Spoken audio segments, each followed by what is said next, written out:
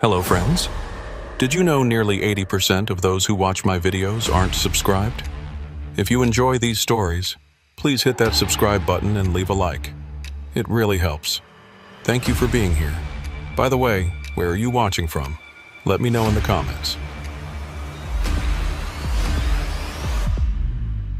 I've been hauling freight across the Rockies for 11 years now, and Wolf Creek Pass still makes my palms sweat. It doesn't matter how many times I've run it or how confident I feel rolling out of the depot in South Fork. That 10-mile descent from the summit always puts a knot in my chest. The grade runs steep enough that if your brakes start fading, you've got maybe 90 seconds to decide whether you're taking the runaway truck ramp or praying your way into the valley below. I've seen what happens when drivers choose wrong. Burned-out shells twisted against canyon walls, black streaks on the asphalt that take months to fade, memorial crosses nailed to trees with names I'll never forget. The day everything went sideways started ordinary enough. I'd picked up a load of industrial pipe fittings from a fabrication yard in Alamosa, bound for contractor in Durango. The weight was good, 42,000 pounds, evenly distributed, nothing that should have given me trouble.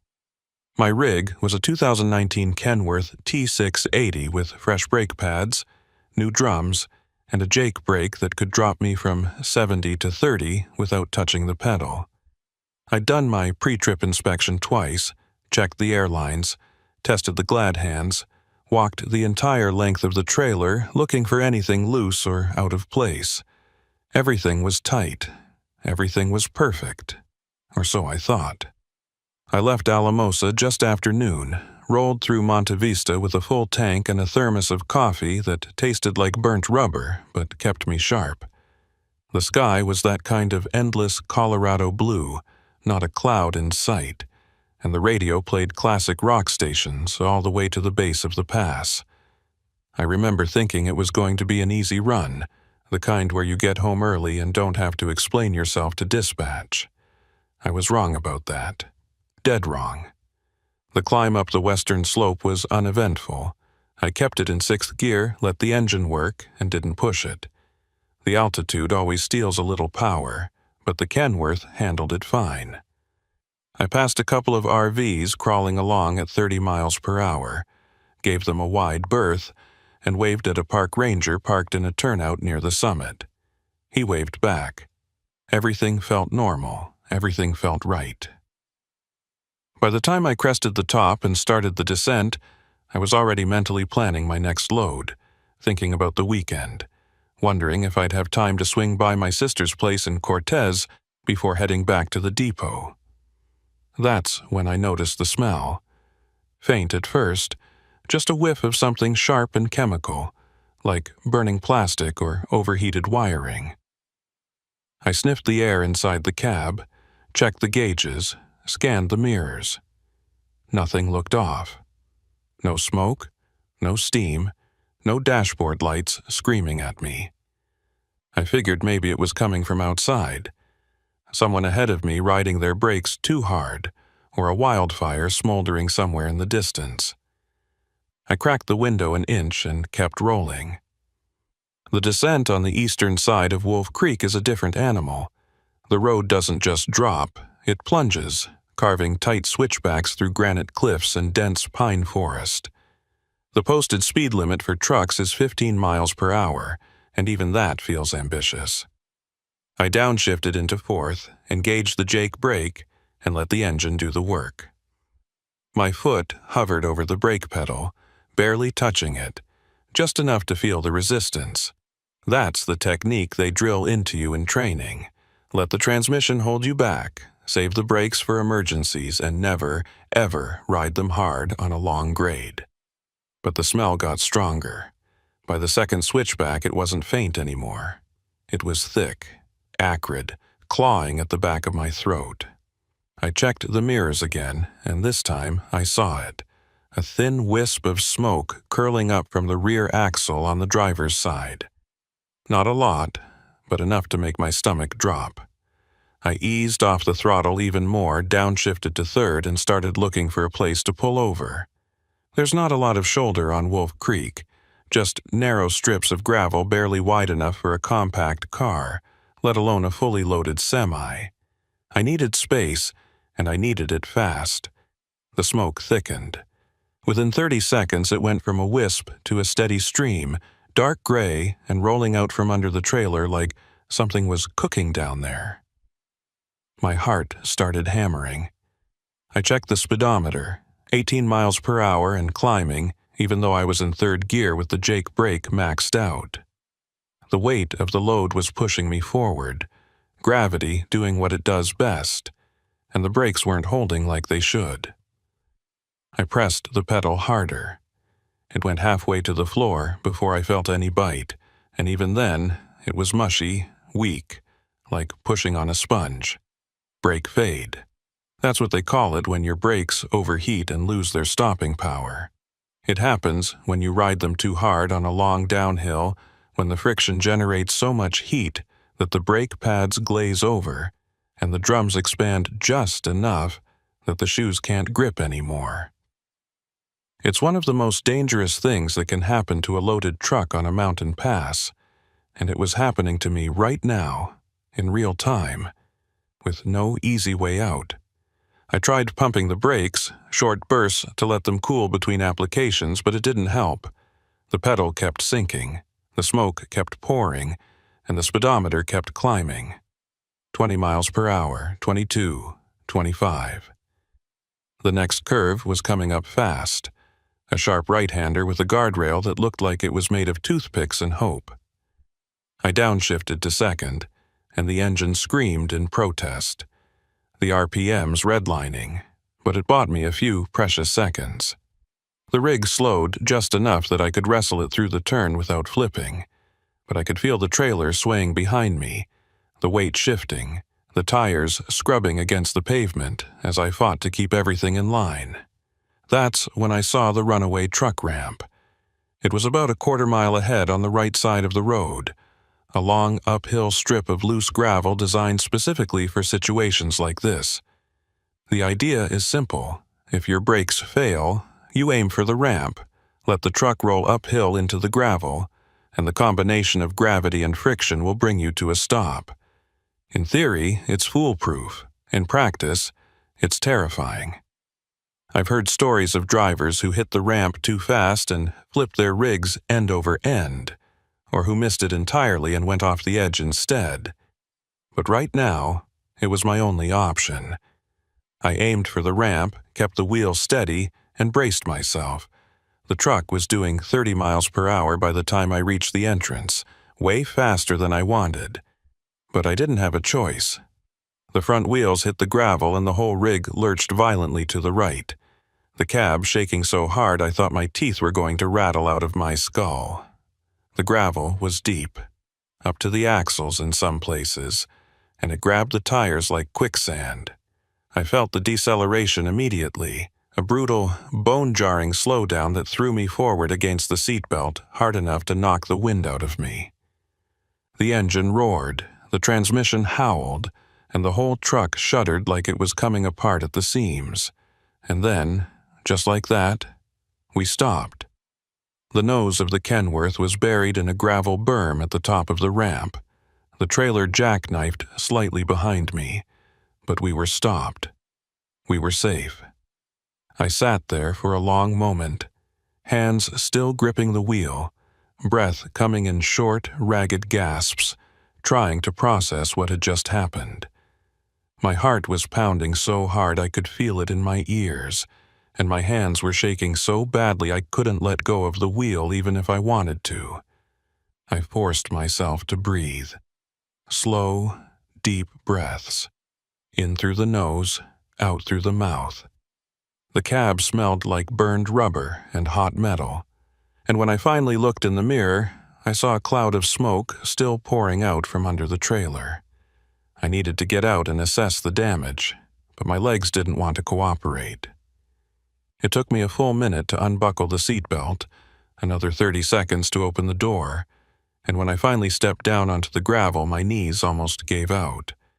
The rear axle on the driver's side was glowing, not figuratively, literally glowing, a dull orange-red that pulsed in the dim light under the trailer. The brake drum was so hot I could feel the heat radiating off it from 6 feet away, and the smell was overpowering. A mixture of scorched metal, burning rubber, and something else I couldn't identify. Chemical. Wrong. The kind of smell that makes your hindbrain scream at you to get away, get far away, right now. I backed up, pulled out my phone, and dialed dispatch. The call went through, but the connection was weak, crackling with static. I explained the situation as best I could: brake fade, runaway ramp, glowing drum, need a tow, and the dispatcher told me to sit tight, that they'd send someone out. Highway patrol would probably show up first, he said, just to make sure I was okay and to document the incident. Then a wrecker would come to haul the rig off the ramp and down to a shop in Pagosa Springs where they could inspect the brakes and figure out what went wrong. I hung up and stood there, staring at the glowing drum, trying to make sense of it. Brake fade happens, sure, but not like this. Not on a truck that had been inspected less than 8 hours ago. Not with fresh pads and new drums. Something was wrong. Something beyond just rider error or bad luck, but I couldn't put my finger on it. And the longer I stood there, the more uneasy I felt. Not scared, exactly, but off, like I was being watched. I turned around and scanned the tree line. Wolf Creek Pass is remote. Surrounded by dense forest and steep terrain, and there's not a lot of human activity once you get away from the highway. But I couldn't shake the feeling that someone, or something, was out there, just beyond the edge of the trees, watching me, waiting. I told myself I was being paranoid, that the adrenaline dump from the near miss was making me jumpy, but the feeling didn't go away. If anything, it got stronger. 15 minutes later, I heard the first siren. A Colorado State Patrol cruiser came up the highway from the valley below, lights flashing, and pulled off onto the shoulder just below the runaway ramp. The driver's door opened, and a trooper stepped out. Tall, broad-shouldered, wearing the standard tan uniform and a flat-brimmed hat that cast his face in shadow. He climbed up the ramp toward me, moving slow and deliberate, and when he got close enough that I could see his face, I recognized him. Eldridge Dane. I'd seen him around before, parked at way stations or cruising the highway during peak travel season. He had a reputation for being fair, but thorough. The kind of cop who didn't write tickets just to meet a quota, but also didn't let anything slide. He looked me over, then looked at the truck, then looked back at me. "You hurt?" he asked. His voice was deep, calm, the kind of voice that probably worked wonders in tense situations. "No, sir," I said. "Just shaken up." He nodded, walked past me toward the trailer and crouched down to inspect the glowing drum. He didn't touch it. Nobody with half a brain would touch something that hot. But he got close enough that I saw his expression change. His jaw tightened, his eyes narrowed, and he stood up slowly, like he was trying not to make any sudden movements. "How long you been hauling?" he asked, still staring at the drum. 11 years, I said. "You ever seen brake fade this bad?" "No, sir. Not even close." He pulled a flashlight from his belt and shone it under the trailer, sweeping the beam back and forth along the axle, the brake lines, the suspension. He spent a long time looking at something near the front of the trailer, something I couldn't see from where I was standing, and when he finally stood up, his face was unreadable. "Who loaded your trailer?" he asked. "Fabrication yard in Alamosa," I said. "Why?" He didn't answer right away. Instead, he walked back down the ramp to his cruiser, popped the trunk, and pulled out a camera. When he came back up, he started taking pictures, dozens of them from every angle, focusing on the drum, the axle, the underside of the trailer. He didn't explain what he was doing, didn't ask for my input, just worked methodically like he was documenting evidence at a crime scene. "What's going on?" I asked. He lowered the camera and looked at me. "You ever check your weight before you left Alamosa?" "No," I said. "Didn't need to." Load was pre-weighed at the yard. Bill of lading said 42,000 pounds. "You sure about that?" I pulled the paperwork from my jacket pocket and handed it over. He scanned it quickly, then handed it back. "Get in your cab and check your weight distribution," he said. "Use your onboard scale if you've got one." I did. The Kenworth had an integrated scale system that could estimate the weight on each axle based on air pressure in the suspension. I climbed into the cab, powered up the system, and watched the numbers populate on the dash display. Front axle, 12,000 pounds. Normal. Rear drive axles, 34,000 pounds. Way over. Trailer axles, 18,000 pounds. Way under. The numbers didn't make sense. If the total load was 42,000 pounds, and the trailer axles were only carrying 18,000, that meant the weight was concentrated way too far forward, putting excessive strain on the drive axles and the brakes. But that shouldn't have been possible. The load had been secured by professionals, balanced and strapped according to DOT regulations. Unless... I climbed back out and told Dane what I'd found. He nodded, like he'd expected it. "Someone moved your load," he said, "or added to it." "What?" "Your weight's off, way off, and your brake lines." He paused, like he was choosing his words carefully. "They've been tampered with."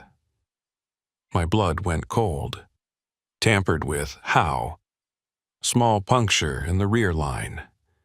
Not enough to cause a full failure, but enough to let air leak slowly, reduce brake pressure over time. Combined with the extra weight on your drive axles, it would have caused exactly what you experienced. Brake fade on a long descent, with just enough stopping power left to make you think you could handle it, right up until you couldn't. I stared at him, trying to process what he was saying. Someone had sabotaged my truck. Not an accident, not a mechanical failure, but deliberate sabotage. And if I hadn't made it to the runaway ramp, if I'd missed it by even a few feet, I would have gone over the edge and taken the whole rig with me. "Who would do that?" I asked. Dane didn't answer. He was looking past me, up the highway toward the summit, and his expression had gone hard. I turned to follow his gaze and saw a wrecker rolling slowly down the grade, lights flashing, engine growling. It was a big one, a heavy-duty rotator capable of lifting and towing fully loaded semis, and as it got closer I could see the name painted on the door, Veldon Recovery. The wrecker pulled off onto the shoulder and a man climbed out. Short, wiry, wearing grease-stained coveralls and a baseball cap pulled low over his eyes. Hoyt Veldon. I didn't know him personally, but I'd seen his trucks around. He ran one of the few towing operations that serviced Wolf Creek Pass, and he had a reputation for being fast, efficient, and expensive. He walked up the ramp toward us, hands in his pockets, moving with the kind of casual confidence that comes from doing the same job 1,000 times. When he reached Dane, he nodded once, then looked at me. "Heard you had some brake trouble," he said. His voice was gravelly, worn down by years of cigarettes and mountain air. "That's putting it mildly," I said. He walked past me to inspect the truck, and I watched as he did the same thing Dane had done. Crouched down, looked under the trailer, spent a long time staring at something I couldn't see. When he stood up, he wiped his hands on his coveralls and looked at Dane. "You see what I'm seeing?" Veldon asked. Dane nodded. "Yeah." "What?" I asked. "What are you seeing?" Neither of them answered. Veldon walked back down to his wrecker and started pulling chains and rigging from the bed, while Dane pulled me aside, away from the truck, away from Veldon, far enough that we couldn't be overheard. "Listen," Dane said, keeping his voice low. "Something's not right here. The brake line, the weight distribution, the way your load shifted. None of it adds up. And Veldon," he paused. "He's been the first responder to 6 runaway incidents on this pass in the last 18 months. 3 of them were fatal. In every case, the trucks had the same issue: tampered brake lines and shifted loads." I felt my stomach twist. "Are you saying he's involved?" "I'm saying I don't trust coincidences," Dane said. "And I'm saying you need to be careful. Don't sign anything. Don't let him take your truck until I've had a chance to document everything. And if he asks you about your route or your cargo, tell him you need to call your lawyer first." "I don't have a lawyer." "Then lie." Dane walked back to his cruiser and started making calls, while Veldon continued rigging the record to my truck. I stood there, caught between them, trying to make sense of everything that had just happened. My truck had been sabotaged. Someone had tampered with my brakes, shifted my load, and sent me down Wolf Creek Pass with just enough stopping power to make it look like an accident. And now, the guy who was supposed to tow me to safety was potentially connected to multiple fatalities on this exact stretch of road. I wanted to run. I wanted to get in my truck, fire it up, and drive straight down the mountain. Brake, fade be damned. But I couldn't. The rig was stuck in gravel up to the axles, the brakes were shot, and even if I could move, Dane would probably arrest me for leaving the scene. So I stayed and I watched. And I waited for whatever came next. Veldon worked fast. Too fast. He had the chains hooked up and the wrecker's boom positioned in less than 10 minutes, moving with the kind of efficiency that comes from doing the same job hundreds of times. But there was something mechanical about the way he moved. Something that didn't quite fit. Most tow operators I've seen take their time. Double-check everything. Make conversation while they work. Veldon didn't say a word. He just hooked, tested, adjusted, and moved on to the next connection point like he was following a script he'd memorized years ago. Dane was still on the phone by his cruiser, his back turned to us, but I could see him glancing over his shoulder every few seconds. He was watching Veldon just as closely as I was, and that made my unease worse.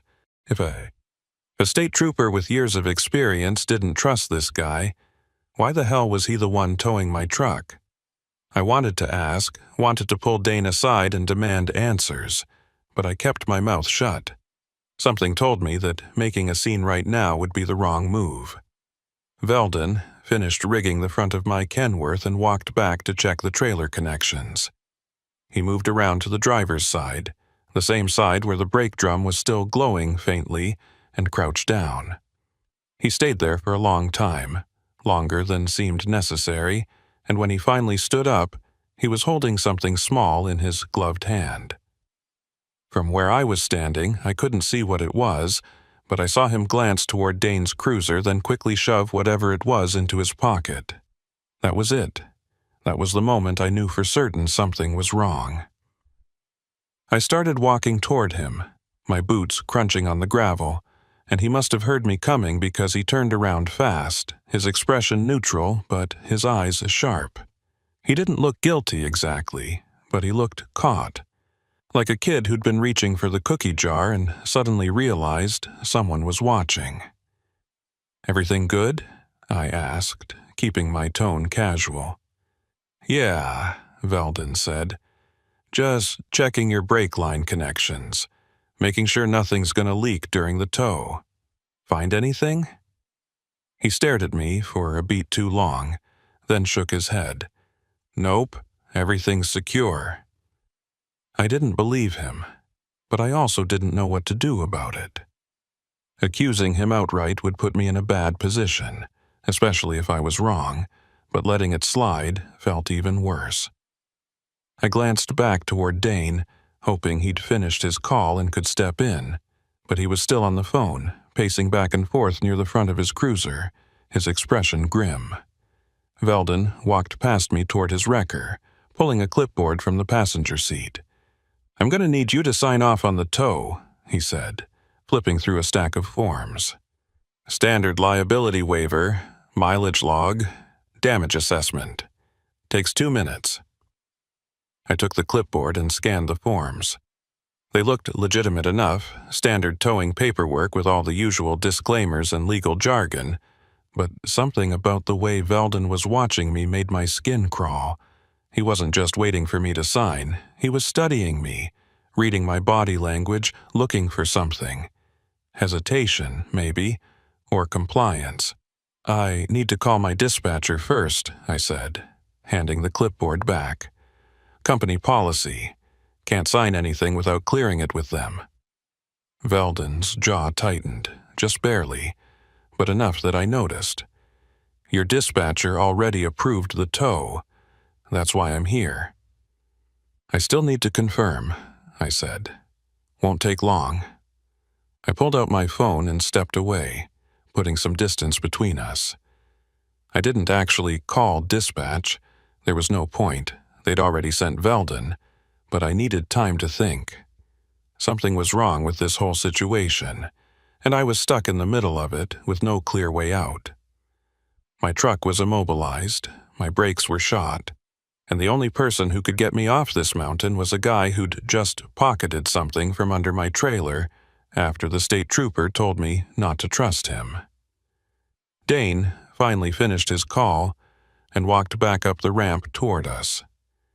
His expression was unreadable, but I could see tension in the way he carried himself, like he was preparing for a confrontation. He stopped between me and Veldon, looked at the wrecker setup, then looked at Veldon. "You find anything unusual?" Dane asked. "Nope," Veldon said. "Standard brake fade. Driver rode them too hard on the descent. Happens all the time. That right?" Dane's tone was flat, neutral, but there was an edge underneath it. Veldon shrugged. "That's what it looks like to me." Dane nodded slowly, then turned to me. "You got a flashlight?" I did. I grabbed it from the cab and handed it over. Dane walked to the driver's side of the trailer, crouched down where Veldon had been standing earlier, and started inspecting the brake lines. He took his time, running his gloved fingers along the steel tubing, checking the fittings, examining every inch of the system. Veldon watched from a distance, arms crossed, expression still neutral but his posture stiff. After about 5 minutes, Dane stood up and motioned for me to come over. I did, and he pointed the flashlight beam at a section of brake line near the axle. "See that?" he said quietly. I leaned in closer. At first, I didn't see anything unusual. Just the standard steel tubing, a little road grime, some surface rust.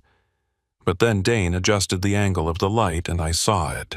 A small puncture, maybe the size of a pin, right where the line curved around a mounting bracket. It was barely visible, the kind of thing you'd miss unless you were specifically looking for it, but it was there. And more importantly, the metal around the puncture was clean. Not rusted, not corroded, but clean and fresh, like it had been made recently. "That's not wear and tear," Dane said, still keeping his voice low enough that Veldon couldn't hear. "That's deliberate." My stomach dropped. "You're sure?" "Positive. Someone used a punch or a drill bit, something small and precise to create a slow leak.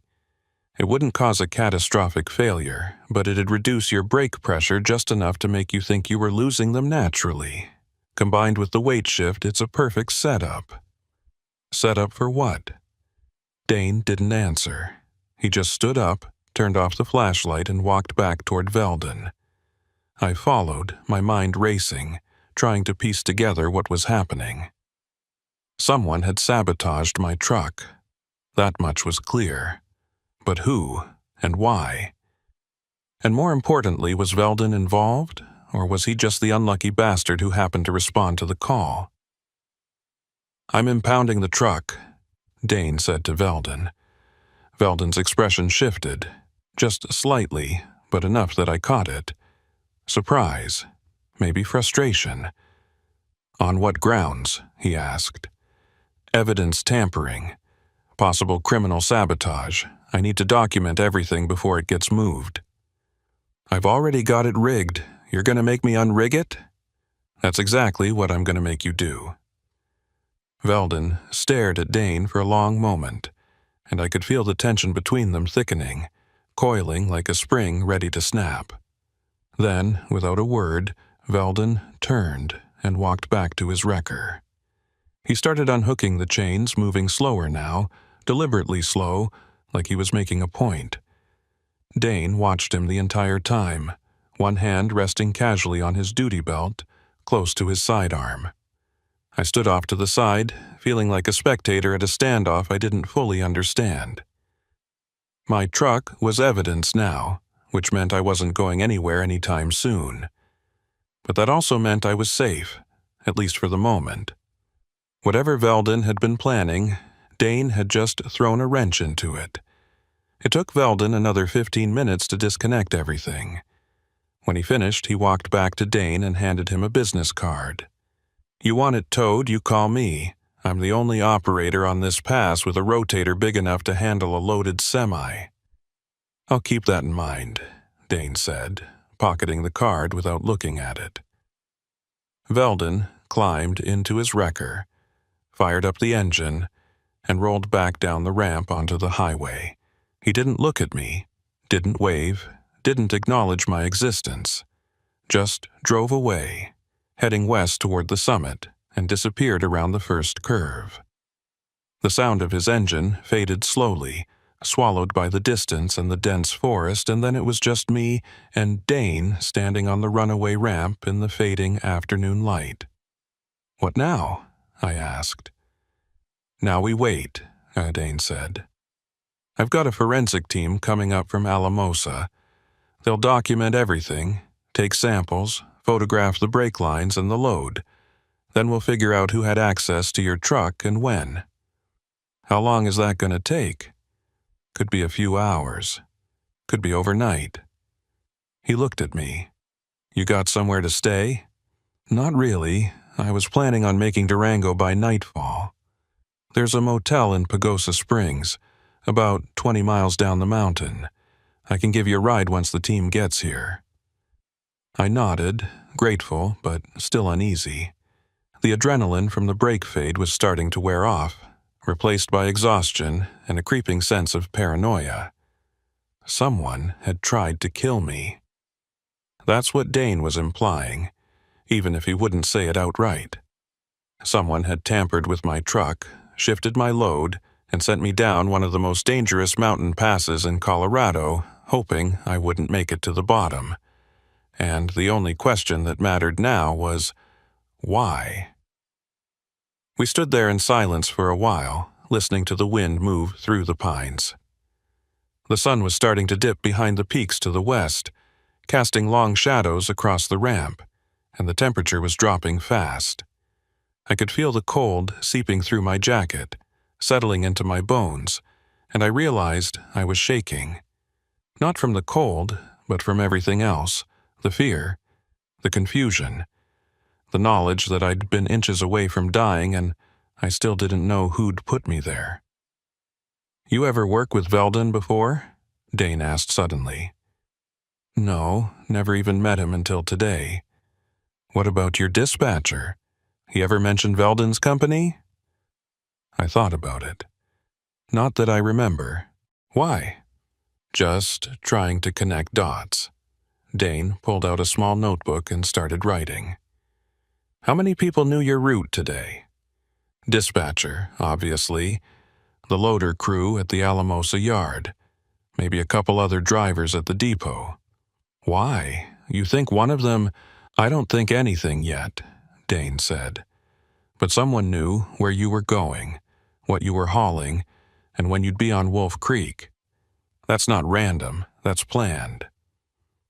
A chill ran down my spine that had nothing to do with the temperature. I'd been driving trucks for over a decade, hauling everything from produce to heavy machinery, and I'd never once worried about someone targeting me. Sure, cargo theft happens, Hijackings happen, but sabotage? That was something else entirely. That was personal. You think Veldon's involved? I asked. Dane didn't answer right away. He just kept writing in his notebook, flipping pages, cross-referencing something. Finally, he looked up. 6 incidents in 18 months, he said. All of them on this pass. All of them involving loaded semis with brake failures. 3 fatalities, 2 serious injuries, 1 guy who walked away with nothing but psychological trauma. Every single time, Veldon Recovery was the first responder. That doesn't mean he's involved. Maybe he's just good at his job. Maybe, Dane said. Or maybe he's got a police scanner and knows exactly when and where to show up. Or maybe someone's feeding him information. Like who? That's what I'm trying to figure out. Another silence. I looked down at my truck, still half buried in gravel, and tried to imagine someone deliberately sabotaging it. Who would benefit from my death? Insurance fraud? Cargo theft? Revenge? None of it made sense. I was nobody. Just another driver hauling pipe fittings across the Rockies. Nothing special, nothing valuable, nothing worth killing over. Unless it wasn't about me at all. What if it's not personal? I said. What if someone's targeting drivers at random, just to see if they can get away with it? Dane looked at me, his expression unreadable. Then we've got a bigger problem than I thought. We heard the vehicles before we saw them. 2 SUVs coming up the highway from the east, moving fast. Emergency lights flashing.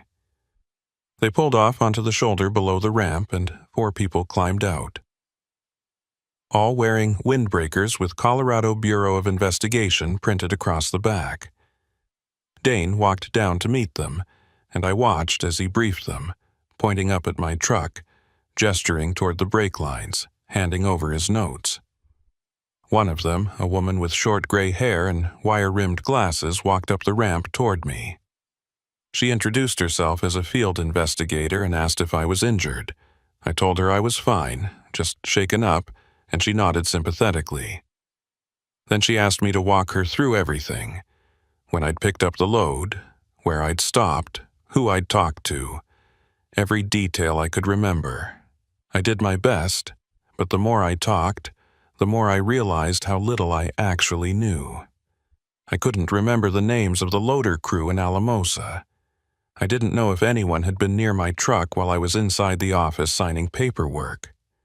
I hadn't checked the seals on the trailer doors because the load was supposed to be secure.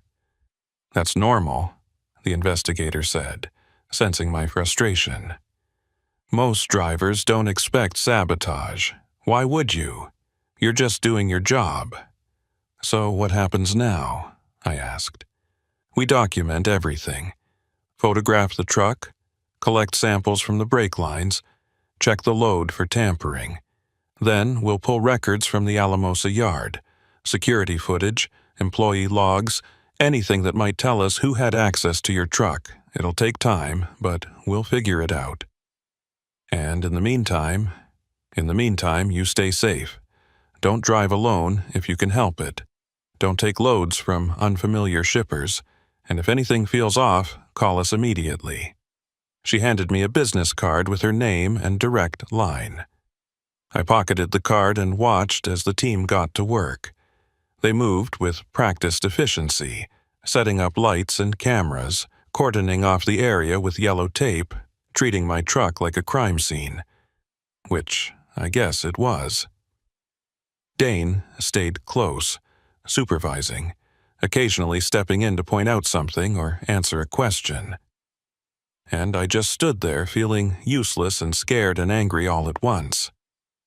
The sun dropped below the horizon, and the temperature plummeted.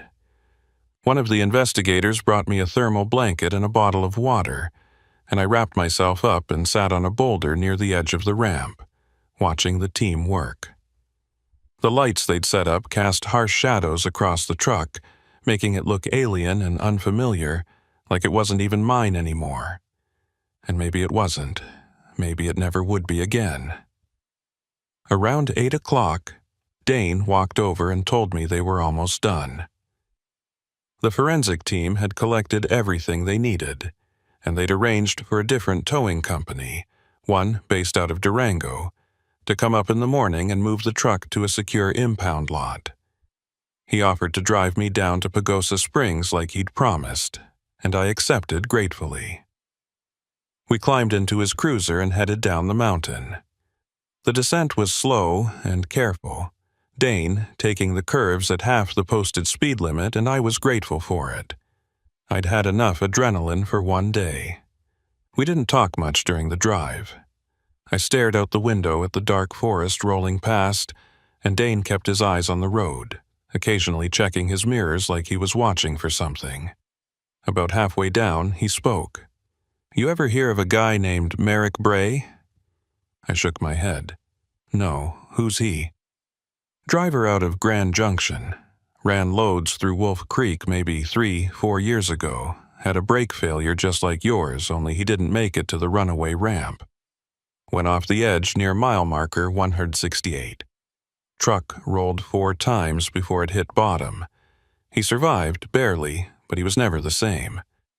Spent 6 months in a hospital, another year in physical therapy. Lost his CDL, lost his livelihood." Jesus. Yeah, and here's the thing. His truck had the same issue. Punctured brake line, shifted load, everything set up to look like an accident. But nobody investigated it, no forensic team, no CBI, nothing. Everyone just assumed it was driver error and moved on. "Why are you telling me this?" Dane glanced at me. "Because Veldon towed his truck too." My blood ran cold. "You think Veldon's been doing this for years?" "I think someone has. Whether it's Veldon or someone working with him, I don't know yet. But the pattern's there. And now that we've got evidence, we can start connecting the dots." We reached Pagosa Springs just after 9. Dane dropped me off at a small motel near the edge of town, a run-down place with flickering neon and cracked pavement. But it was clean and cheap, and I didn't care. He gave me his card and told me to call if I remembered anything else, or if anything unusual happened. I thanked him, checked into a room on the 2nd floor, and locked the door behind me. I didn't sleep that night. I lay in bed with the lights on, staring at the ceiling, replaying everything in my mind. The smell of burning brakes, the smoke pouring from the drum, the way Veldon had moved, calm and efficient, like he'd done it all before. The punctured brake line, the shifted load, the business card Dane had pocketed without looking at. And then I remembered something small, something I'd dismissed at the time but now felt significant. When I'd picked up the load in Alamosa, the yard foreman had mentioned that the original driver, the guy who was supposed to haul this load, had called in sick that morning.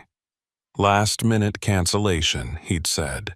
They'd scrambled to find a replacement, and I'd been the only one available, which meant someone had known the original driver wasn't coming, and someone had made sure I was the one who took his place. I grabbed my phone and called Dane. He answered on the 2nd ring, his voice alert despite the late hour. "I just remembered something," I said, and I told him about the last-minute driver swap. There was a long pause on the other end. Then, "I'll follow up on that first thing in the morning. In the meantime, keep your door locked and don't open it for anyone." "I'm serious, anyone." "You think I'm still in danger?" "I think someone went to a lot of trouble to put you on that mountain today, and if they're willing to sabotage a truck, they might be willing to do worse." He hung up, and I sat there on the edge of the bed, holding my phone, feeling the fear settle back into my chest like a weight. I checked the door lock 3 times, wedged a chair under the handle, and pulled the curtains closed. Then I sat with my back against the headboard, fully dressed, boots still on, and waited for morning. Somewhere outside, a semi rolled past on the highway. its engine rumbling low and steady. The sound faded slowly, swallowed by distance, and I wondered where that driver was headed. I wondered if they knew how lucky they were. And I wondered if I'd ever feel safe behind the wheel again. Morning came slow and gray. I'd managed maybe 2 hours of sleep, broken into 15-minute chunks, interrupted by every sound outside. Car doors slamming, voices in the parking lot, the ice machine groaning down the hall. Each time I jerked awake, I'd check the door, check the windows, check my phone for messages. Nothing, just silence and the slow crawl of minutes toward dawn. Around 6:30, I gave up on sleep entirely and took a long shower, letting the hot water beat against my neck and shoulders until the motel's ancient water heater gave out. I dressed, packed my duffel, and sat on the edge of the bed waiting for Dane to call. He'd said he'd follow up on the driver swap first thing in the morning, but first thing in law enforcement time could mean anything from 7 a.m. to noon. I needed coffee and food, but I didn't want to leave the room in case he called. At 7:15, my phone rang. Dane's number. "I need you to come down to the station," he said, skipping pleasantries. "We found something." "What kind of something?" "The kind I can't talk about over the phone. There's a diner 2 blocks north of the Arcoleta County Sheriff's Office. Meet me there in 30 minutes. He hung up before I could ask questions. I grabbed my jacket, checked out of the motel, and drove my rental. A compact sedan the insurance company had arranged, through the quiet streets of Pagosa Springs. The town was small, built around hot springs and tourism, and at this hour it was mostly empty except for a few early risers heading to work. I found the diner easily enough, a retro-style place with chrome trim and vinyl booths, and Dane was already inside, sitting in a corner booth with a mug of coffee and a folder thick with papers. I slid into the seat across from him. He looked tired, like he'd been up all night, and there was a tightness around his eyes that hadn't been there yesterday. He pushed a menu toward me without saying anything, and I ordered coffee and eggs from a waitress who looked like she'd rather be anywhere else. Once she was gone, Dane opened the folder and pulled out a series of photographs. He laid them on the table between us, each one showing a different angle of my truck, the punctured brake line, the shifted load, the glowing drum. Then he pulled out another set of photos, older ones, grainy and slightly faded. Different trucks, different locations, but the same details. Punctured brake lines, shifted loads, the same mechanical fingerprint. "These are from the other incidents," Dane said, tapping the older photos. 4 of them, 2 from Wolf Creek, 1 from Monarch Pass, 1 from Red Mountain, all within the last 3 years, all involving drivers who had last-minute route changes or driver swaps, just like you. I stared at the photos, my stomach tightening. Someone's been doing this for 3 years? At least. Could be longer. These are just the ones where we have physical evidence. There could be others that were written off as accidents before anyone thought to look closer. He pulled out another document, a printed spreadsheet with names, dates, and locations. Here's the pattern. Every single incident involved a load originating from a specific set of fabrication yards or distribution centers, all of them in the San Luis Valley, Alamosa, Monte Vista, Del Norte, and every single time Veldon Recovery responded within 30 minutes. "That's not possible," I said. "Wolf Creek is remote. There's no way he could get there that fast unless he was already nearby," Dane finished. "Which means either he's monitoring police scanners and positioning himself in advance, or someone's tipping him off." "Who?"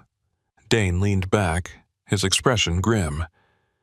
"That's what I spent all night trying to figure out. I pulled dispatch records, towing contracts, insurance claims, and I found something interesting. Veldon Recovery has an exclusive contract with 3 major trucking insurance providers. Any time one of their insured drivers has an incident on a mountain pass in this region, Veldon gets the call automatically. No bidding, no competition, just him. Is that legal? Technically, yes. Insurance companies can contract with whoever they want. But it's unusual, especially for a small operation like Veldon's. Most companies spread the work around to avoid conflicts of interest. But these three providers, they only use him, and all three of them insure drivers hauling out of the San Luis Valley. The waitress brought my coffee and eggs, and I waited until she was gone before speaking. So, what are you saying? Veldon's got some kind of deal with the insurance companies? I'm saying it's suspicious, and I'm saying we need to find out who the original driver was, the one who called in sick yesterday, and why. I took a sip of coffee, my mind racing. You think he was in on it? Maybe. Or maybe someone made sure he couldn't make the run. Either way, we need to talk to him. Dane pulled out his phone and scrolled through his notes. Name's registered as Eugene Adderley. Works out of the same depot you do. I tried calling him this morning, but his phone's disconnected. Went by his listed address in Alamosa, nobody home. Neighbors say they haven't seen him in 2 days. A chill ran through me. You think something happened to him? I think it's too much of a coincidence that he disappeared the same day you nearly died on Wolf Creek Pass. Dane gathered the photos and slid them back into the folder. I've got a bolo out on him, but in the meantime, I need you to think, did you notice anything unusual at the Alamosa yard? Anyone watching you? Anyone asking questions about your route? I thought back, trying to remember. The yard had been busy, forklifts moving pallets, loaders shouting over the noise of engines and air wrenches. I checked in at the main office, signed the paperwork, and waited while they loaded the trailer. Standard procedure. I hadn't noticed anyone paying particular attention to me, but then again, I hadn't been looking. There was a yard foreman, I said slowly. Older guy, maybe 60. He's the one who told me about the driver swap. Said Eugene had called in that morning. Food poisoning or something. He seemed frustrated about it, like it had screwed up the schedule. You remember his name? I shook my head. He was wearing a company vest, but I don't think I caught his name. Just talked to him for a minute or two. Dane made a note. I'll pull employee records from the yard, see if anyone stands out. He paused. What about after the load?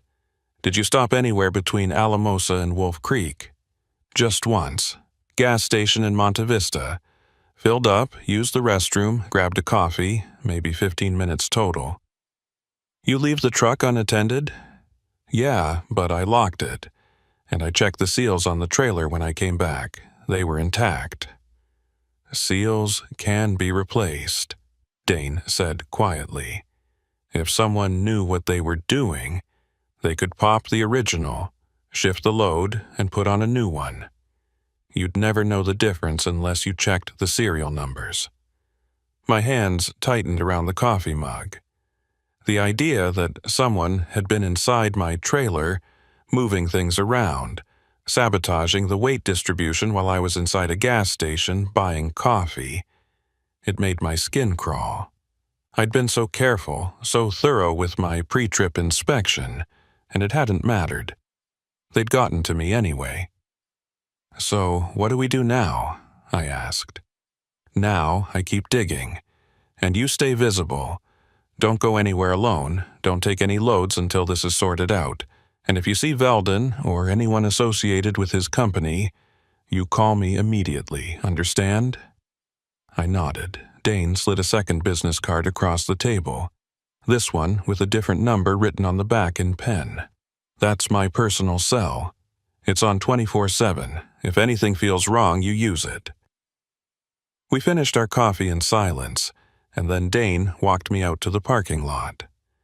The morning sun was breaking through the clouds, casting long shadows across the pavement, and for a moment everything felt almost normal, almost safe. But I knew better. Someone out there wanted me dead, and until we figured out who and why, I was still a target.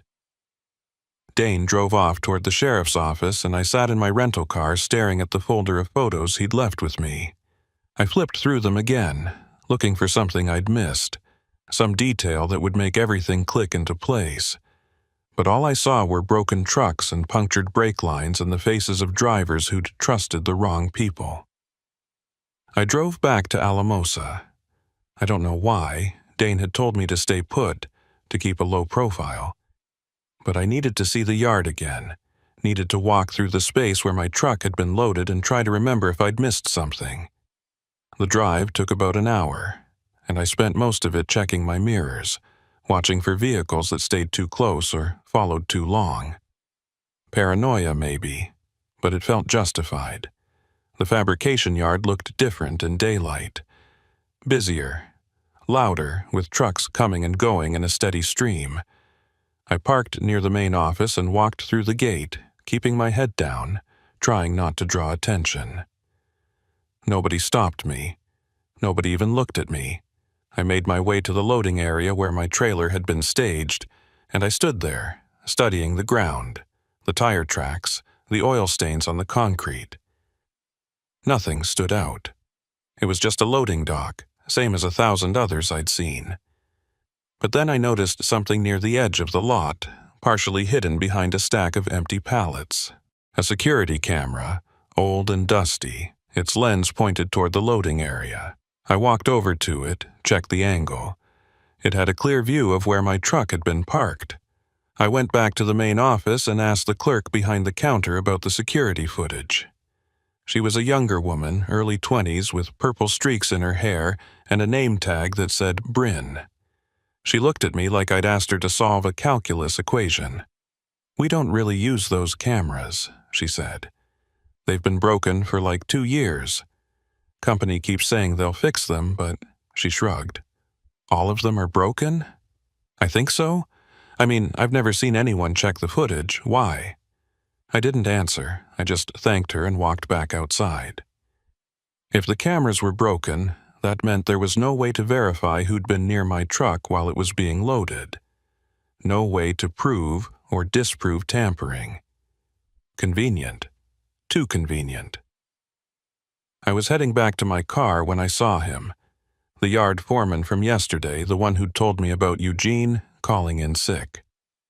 He was standing near the maintenance shed, talking to someone I couldn't see, his back turned to me. I started walking toward him, planning to introduce myself properly, ask him a few questions about the loading process. But before I could get close, he turned around and I got a clear look at his face. He wasn't the same guy. Same build, same age range, same company vest. But the face was different. Narrower, with a scar running across his left cheek that I definitely would have remembered. I stopped mid-stride, confused, and he noticed me staring. His expression shifted, just slightly, but enough that I saw it. Recognition, not friendly recognition, the kind that says, "I know who you are, and I wasn't expecting to see you here." He said something to the person he'd been talking to, then turned and walked quickly toward the back of the yard, disappearing between 2 rows of stacked containers. I didn't follow. Something about the way he'd moved, the speed and purpose of it, told me that approaching him would be a mistake. I got back in my car and called Dane. He answered immediately. "I'm at the Alamosa yard," I said, "and I think I just saw the foreman who loaded my truck yesterday, except it's not the same guy." "What do you mean, not the same guy?" "I mean the person I saw yesterday and the person I just saw now. They're 2 different people. Same vest, same position, but different faces." There was a pause. "You're sure?" "Positive. The guy yesterday had a round face, no visible scars. This guy had a scar across his cheek. I would have remembered that." "Stay where you are," Dane said. "Don't approach anyone. I'm on my way." He hung up, and I sat in the parking lot, engine running, watching the entrance to the yard. My heart was pounding, my palms sweaty on the steering wheel. Someone was impersonating yard staff. Someone had access to company vests and credentials and knew exactly when and how to insert themselves into the loading process, which meant this wasn't just opportunistic sabotage. This was organized, planned, professional. 20 minutes later, Dane's cruiser pulled into the lot, followed by a second unmarked vehicle. Dane got out, along with a plainclothes investigator I recognized from yesterday's forensic team. They walked over to my car, and I stepped out to meet them. "Show me where you saw him," Dane said. I led them to the maintenance shed, pointing out where the fake foreman had been standing. The area was empty now, no sign of anyone. But Dane and the investigator started searching anyway, checking the ground, the shed, the stacked containers. After a few minutes, the investigator called out from behind one of the containers. "Got something." We hurried over. He was holding a company vest, the same kind the yard workers wore, but this one had been discarded behind the container, half buried in gravel. Dane pulled on a glove and examined it. The name tag was still attached. Foreman R. Sutter. "Sutter's the actual foreman," the investigator said, checking his phone. "Works day shift. Been with the company for 8 years. I'll call him, see if he's missing a vest." Dane bagged the vest as evidence, and we walked back toward the main office. On the way, he asked me to describe the fake foreman in detail. Height, weight, distinguishing features, anything that might help identify him. I did my best, but the truth was, I hadn't gotten a great look. He'd been wearing a cap pulled low, and I'd only seen him for a few seconds before he disappeared. The investigator got off the phone. "Sutter says his spare vest went missing last week. He reported it to management, but nothing came of it. Figured someone just grabbed it by mistake." "Last week," Dane repeated, his jaw tight. "So someone's been planning this for at least 7 days, maybe longer." We spent another hour at the yard, interviewing workers, checking records, trying to find anyone who'd seen the fake foreman or noticed anything unusual. Nobody had, or if they had, they weren't saying. The yard employed dozens of people, most of them contractors or temps, and the turnover was high enough that unfamiliar faces didn't raise red flags. By early afternoon, we'd hit a dead end. Dane told me to go back to the motel in Pagosa Springs, stay put, and let him handle the investigation. I wanted to argue, wanted to be useful, but I could see the exhaustion in his eyes, and knew he didn't need me underfoot. So I drove back, checked into the same motel, and locked myself in the same room. I tried to sleep, but every time I closed my eyes I saw the fake foreman's face, the way he'd looked at me when he realized I'd spotted him. Not angry, not scared, just calculating. Like he was already 3 steps ahead and I was just catching up. Around 4 in the afternoon, my phone buzzed. Text from Dane. "Found Eugene Adderley. Meet me at the station." I drove over immediately.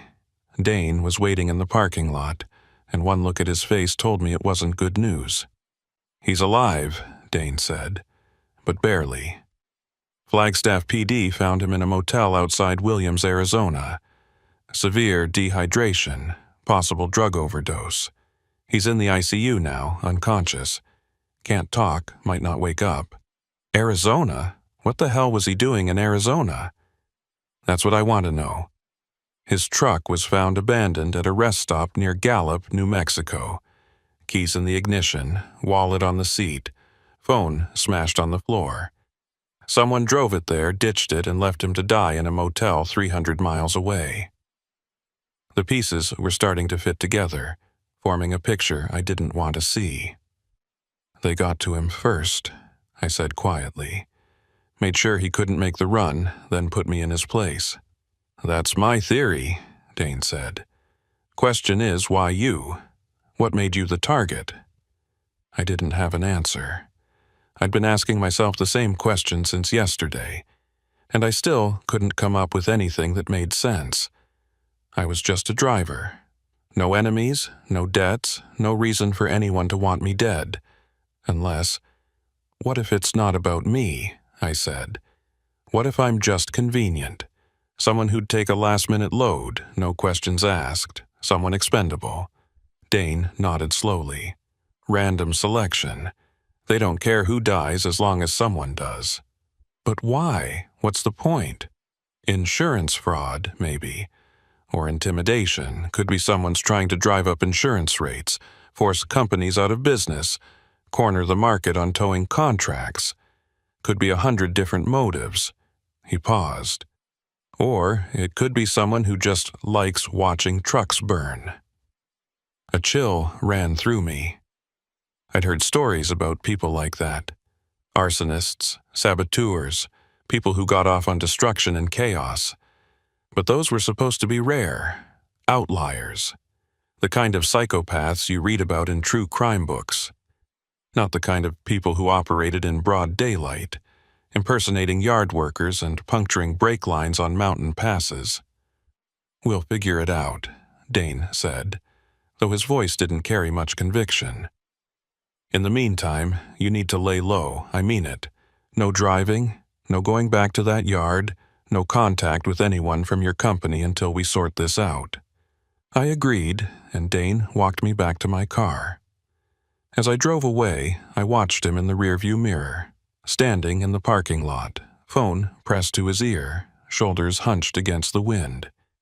He looked small, suddenly, overwhelmed, like he was fighting a battle he couldn't win. That night, I sat in the motel room with all the lights on, my phone on the nightstand, Dane's business card next to it. I kept thinking about Eugene Adderley, lying in a hospital bed 3 states away, tubes and monitors keeping him alive. I kept thinking about the fake foreman, the way he'd vanished between the containers like smoke. I kept thinking about Veldon, his calm efficiency, the something he'd pocketed from under my trailer. And I kept thinking about the runaway ramp, the way my truck had shuddered to a stop, the glowing drum casting orange light across the gravel. How close I'd come. How easily it could have gone the other way. I didn't sleep that night either. 3 days passed. 3 days of sitting in that motel room, staring at the walls, jumping at every sound in the hallway. Dane called twice a day with updates, but the updates were always the same. No new leads, no arrests, no breakthrough. Eugene Adderley was still unconscious in Flagstaff. The fake foreman had vanished completely. No hits on facial recognition, no matches in any database. The stolen vest had yielded no useful prints or DNA. Veldon was still operating his towing business like nothing had happened, and without hard evidence linking him to the sabotage, there was nothing Dane could do except watch and wait. I was going stir-crazy. I'd never been good at sitting still, and 3 days of forced inactivity felt like 3 months. I'd watched every movie on the motel's cable lineup, read the same magazine 4 times, and worn a path in the carpet from pacing. My dispatcher had stopped calling after the first day. Dane had contacted the company and told them I was cooperating with an ongoing investigation, and they'd agreed to put me on unpaid leave until things were resolved. "No pressure," they'd said. "Take all the time you need." But I could read between the lines.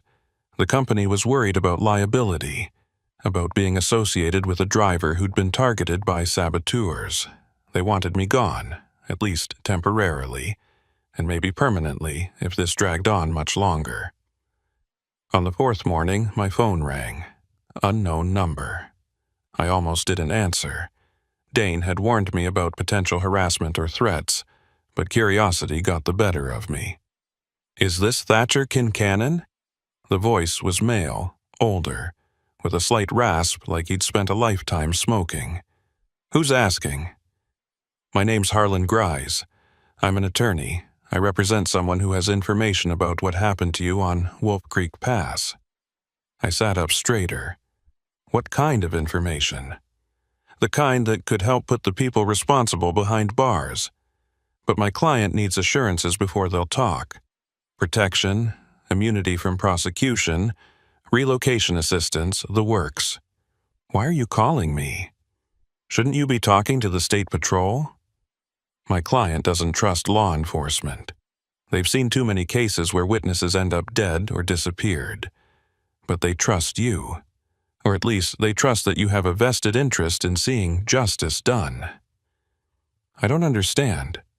Who's your client? Can't tell you that over the phone. But if you're willing to meet, I can arrange a face-to-face. Neutral location, public place, whatever makes you comfortable. Every instinct I had screamed that this was a trap. But another part of me, the part that was desperate for answers, desperate to understand why someone had tried to kill me, wanted to hear what this person had to say. I need to talk to Sergeant Dane first, I said. Of course, but do it quickly. My client is scared, and scared people don't stay brave for long. You've got 48 hours. He hung up before I could respond. I immediately called Dane and told him about the conversation. He was quiet for a long moment. It could be legitimate, he said finally. Or it could be someone trying to lure you out into the open. Hard to say without more information. So what do I do? Let me run the name. Harlan Grise. See if he's a real attorney, check his credentials. Find out who he's represented in the past. If he checks out, we'll set up a meeting, but on our terms, with backup nearby. You don't go anywhere alone. Clear? Clear, Dane called back 2 hours later. Harlan Grise is real. He's a defense attorney out of Durango, been practicing for 30 years. Mostly represents white-collar criminals, fraud, embezzlement, that kind of thing. But he's also handled a few whistleblower cases. If someone wanted to come forward with information about organized crime or corporate malfeasance, he'd be a logical choice. So you think this is legit? I think it's worth exploring, but carefully. I'm setting up a meeting for tomorrow afternoon at a coffee shop in Durango.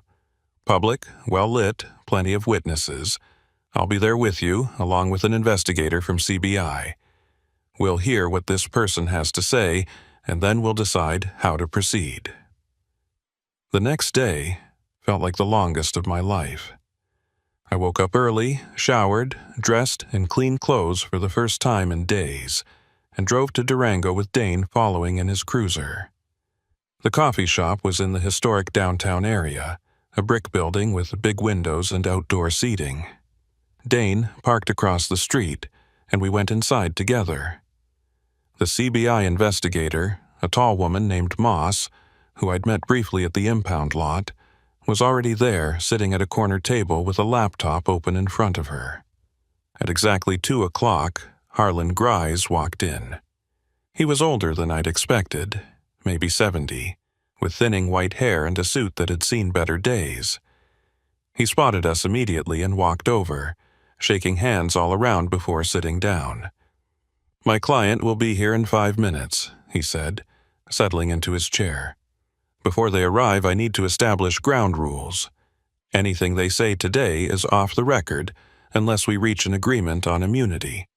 No recordings, no notes, no official statements. This is just a conversation. Understood? Dane exchanged a look with Moss, then nodded. Understood. But if your client has information about ongoing criminal activity, we can't ignore it. We'll do what we can to protect them, but we can't make promises without knowing what we're dealing with. Fair enough. Grias checked his watch, then looked towards the door. A minute later, someone walked in. I recognized them immediately, even though I'd only seen them once before. The clerk from the Alamosa yard. Bryn, with the purple streaks in her hair and the name tag. She looked terrified, her eyes darting around the coffee shop like she expected someone to jump out from behind the espresso machine. She sat down next to Grease and folded her hands on the table, her knuckles white. "This is my client," Grease said. "She's agreed to tell you what she knows, but only if you can guarantee her safety." Dane leaned forward. Why don't you start by telling us what you're afraid of? Bryn took a shaky breath. I've been working at the Alamosa yard for 2 years. It's just a part-time job, something to pay the bills while I'm in school. About 6 months ago, I started noticing things. Small things at first. Shipments that didn't match the manifests. Drivers who were supposed to pick up loads but never showed. Equipment that went missing from the inventory but was never reported stolen. Did you report any of this? Moss asked. I tried. I told my supervisor, but he just brushed it off. Said it was clerical errors, that the system was outdated and glitchy. Told me not to worry about it. She paused, her voice dropping to almost a whisper. But then I started seeing the same guy around. He wasn't an employee, didn't have a badge or anything, but he'd show up at the yard 2 or 3 times a week. Always talking to the foreman, always hanging around the loading area. And then trucks would have problems. Brake failures mostly. A couple of rollovers, one guy died. My stomach tightened. What did this guy look like? Tall, maybe 6 feet, thin, wiry, had a scar across his left cheek, real noticeable. Wore a baseball cap most of the time, but I saw his face once when he took it off. Pale skin, dark eyes, looked like he hadn't slept in a week. That was him, the fake foreman I'd seen at the yard. I looked at Dane, and he nodded slightly, already making the connection. Did you ever hear his name? Dane asked. Bryn shook her head. No, but I heard the real foreman, Sutter, call him V once, like it was a nickname or something. V, Moss repeated, typing on her laptop. Could be short for anything. Vernon, Vincent, Victor, or Veldon, I said quietly. Everyone looked at me. Dane's expression darkened. You think Hoyt Veldon's connected to this guy? Moss asked. I think it's too much of a coincidence that Veldon shows up to every brake failure on Wolf Creek, and now we've got someone with a name starting with V sabotaging trucks at the same yard where my load originated. Bryn was nodding. I thought about that too. After the last incident, the one with you, I looked up Veldon's company. Turns out he's got family all over the valley. Cousins, uncles, nephews. Most of them work in trucking or logistics. One of them even works at the Alamosa yard in the maintenance department. Moss stopped typing. Name? I don't know. I just saw it on an employee roster once, but I can get it for you if you give me access to the system. Dane pulled out his phone and stepped away to make a call. Moss continued questioning Bryn, asking about dates, times, any other suspicious activity she'd witnessed. I sat there trying to process everything. It was starting to make sense. A network of people working together, Veldon on the outside, handling the towing and insurance claims, while someone on the inside sabotaged trucks to create a steady stream of business. It was elegant in a sick way, and profitable. Towing a loaded semi off a mountain pass could run $10,000, $15,000 easy. Multiply that by a dozen incidents a year, and you were looking at serious money. Dane came back. I've got a warrant being drawn up now. We're going to raid Veldon's shop tonight, pull his records, see what we can find. And we're going to bring in every employee at the Alamosa yard for questioning. What about me? Bryn asked, her voice small. You're going into protective custody, Moss said. We'll set you up in a safe house until this is over. No one will know where you are except us. Grease looked satisfied. And the immunity agreement? We'll draft something by end of day, Dane said.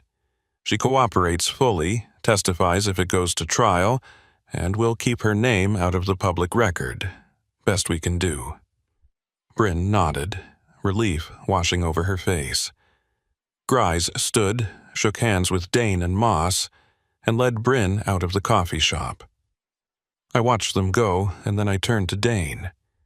You really think you'll find something at Veldon's shop? I think we'll find enough to make an arrest, Whether it sticks is another question. But yeah, I think we've got him. The raid happened that night. I wasn't there. Dane made it clear I needed to stay out of the way, but he called me around midnight with the results. They'd found documents linking Veldon to shell companies that owned the insurance providers I'd mentioned earlier. They'd found records of cash payments to employees at multiple fabrication yards across the San Luis Valley. And they'd found a laptop with detailed plans for future incidents, including photos of trucks, driver schedules, and route maps. Hoyt Veldon was arrested on charges of conspiracy, fraud, and attempted murder. The guy with the scar, identified as Veldon's nephew, a man named Virgil Talmadge, was picked up at a motel in Cortez. Eugene Adderley woke up 2 days later and confirmed that Talmadge had approached him in a bar, bought him drinks, and slipped something into his beer. He remembered feeling sick, remembered getting into his truck to drive home, and then nothing until he woke up in the hospital. The case made regional news. Trucking companies started auditing their security procedures. Insurance providers scrambled to distance themselves from Veldon's operation. And I became a minor celebrity in the long-haul community, the driver who survived Wolf Creek and helped take down a sabotage ring. But I didn't feel like a survivor. I felt like I'd been lucky. Lucky that my brakes held just long enough. Lucky that the runaway ramp was where it was.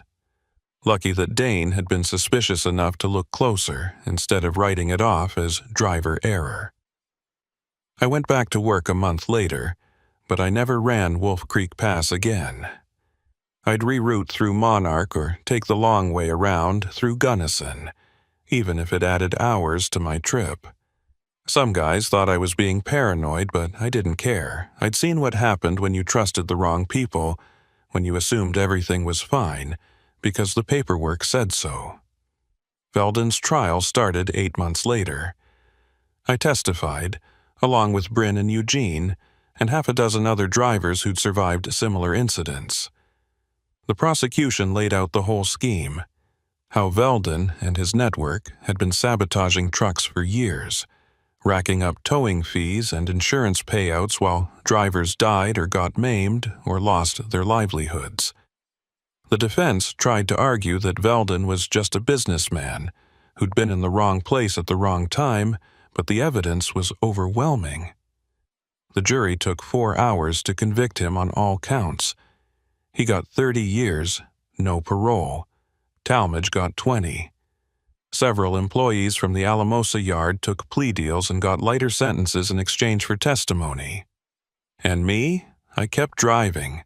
Different routes, different loads, but the same rig. I had the Kenworth fully rebuilt after the investigation. New brakes, new drums, new everything. Some people said I should get rid of it, that it was cursed or haunted or whatever. But I didn't see it that way. That truck had saved my life. It had held together just long enough to get me to the runaway ramp, and I wasn't going to abandon it now. But I did make some changes. I started doing my own inspections, double-checking everything, even if it meant I was late leaving the depot. I installed my own security cameras on the trailer. Tiny wireless units that fed to my phone so I could monitor the load in real time. I kept a journal of every stop, every person I talked to, every detail that seemed even slightly off. And I never, ever ignored my gut again. If something felt wrong, I pulled over. If someone seemed too eager to help, I declined. If a route looked sketchy, I found another way. Because the thing about Wolf Creek Pass, the thing nobody talks about, is that it's not the mountain that kills you. It's the people. The ones who smile while they sabotage your brakes. The ones who offer help while they're calculating how much your death is worth. The ones who disappear into the trees while you're fighting to keep your rig on the road. I still drive past that runaway ramp sometimes, when I'm hauling through the Rockies on a different route. I slow down when I reach it, just for a second, and I look at the gravel berm where my truck came to a stop. There's no marker, no memorial, Nothing to indicate that anything happened there. Just an empty strip of gravel leading uphill into nowhere. But I remember, and every time I shift into low gear on a mountain descent, every time I feel my brakes start to fade, every time I catch a whiff of something burning, I remember how close I came, how easily it could have gone the other way. And I keep driving, because that's what we do. We push through the fear, ignore the nightmares, and keep the wheels rolling. We haul the loads that keep the country running, even when we know the roads are dangerous and the people can't be trusted, and the margins are razor thin between making it home and becoming another cautionary tale. 3 weeks after the trial, I got a letter. No return address, postmarked from a town I'd never heard of. Inside was a single sheet of paper with 2 sentences written in block letters. They didn't get all of us. Watch your mirrors. I showed it to Dane. He had it analyzed, checked for prints and DNA, tried to trace the postmark. Nothing. Whoever sent it knew how to stay invisible.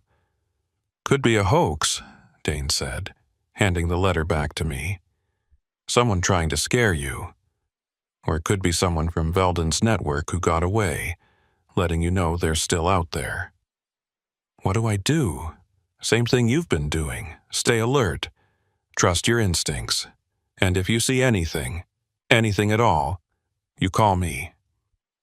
I kept that letter, folded it up and put it in my glove box right next to my registration and insurance card.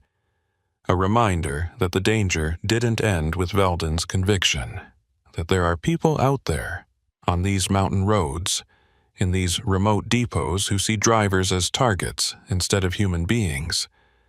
I still drive Wolf Creek's sister passes, still haul through the Rockies, still make my deliveries on time. But I'm different now. Harder, more careful, less trusting. And sometimes, late at night, when I'm alone on a dark stretch of highway with nothing but the stars and the white lines and the distant glow of a town I'll never stop in, I check my mirrors, just to make sure no one's following, just to make sure I'm still alone. Because out here, in the mountains, you never really know who's watching, who's waiting, who's already 3 steps ahead, planning the next brake line to puncture, the next load to shift, the next driver to send screaming down a grade with no way to stop.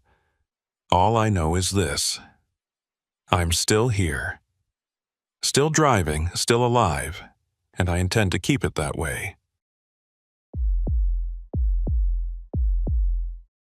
I've been running freight through Montana for 16 years, and Marias Pass still doesn't feel real.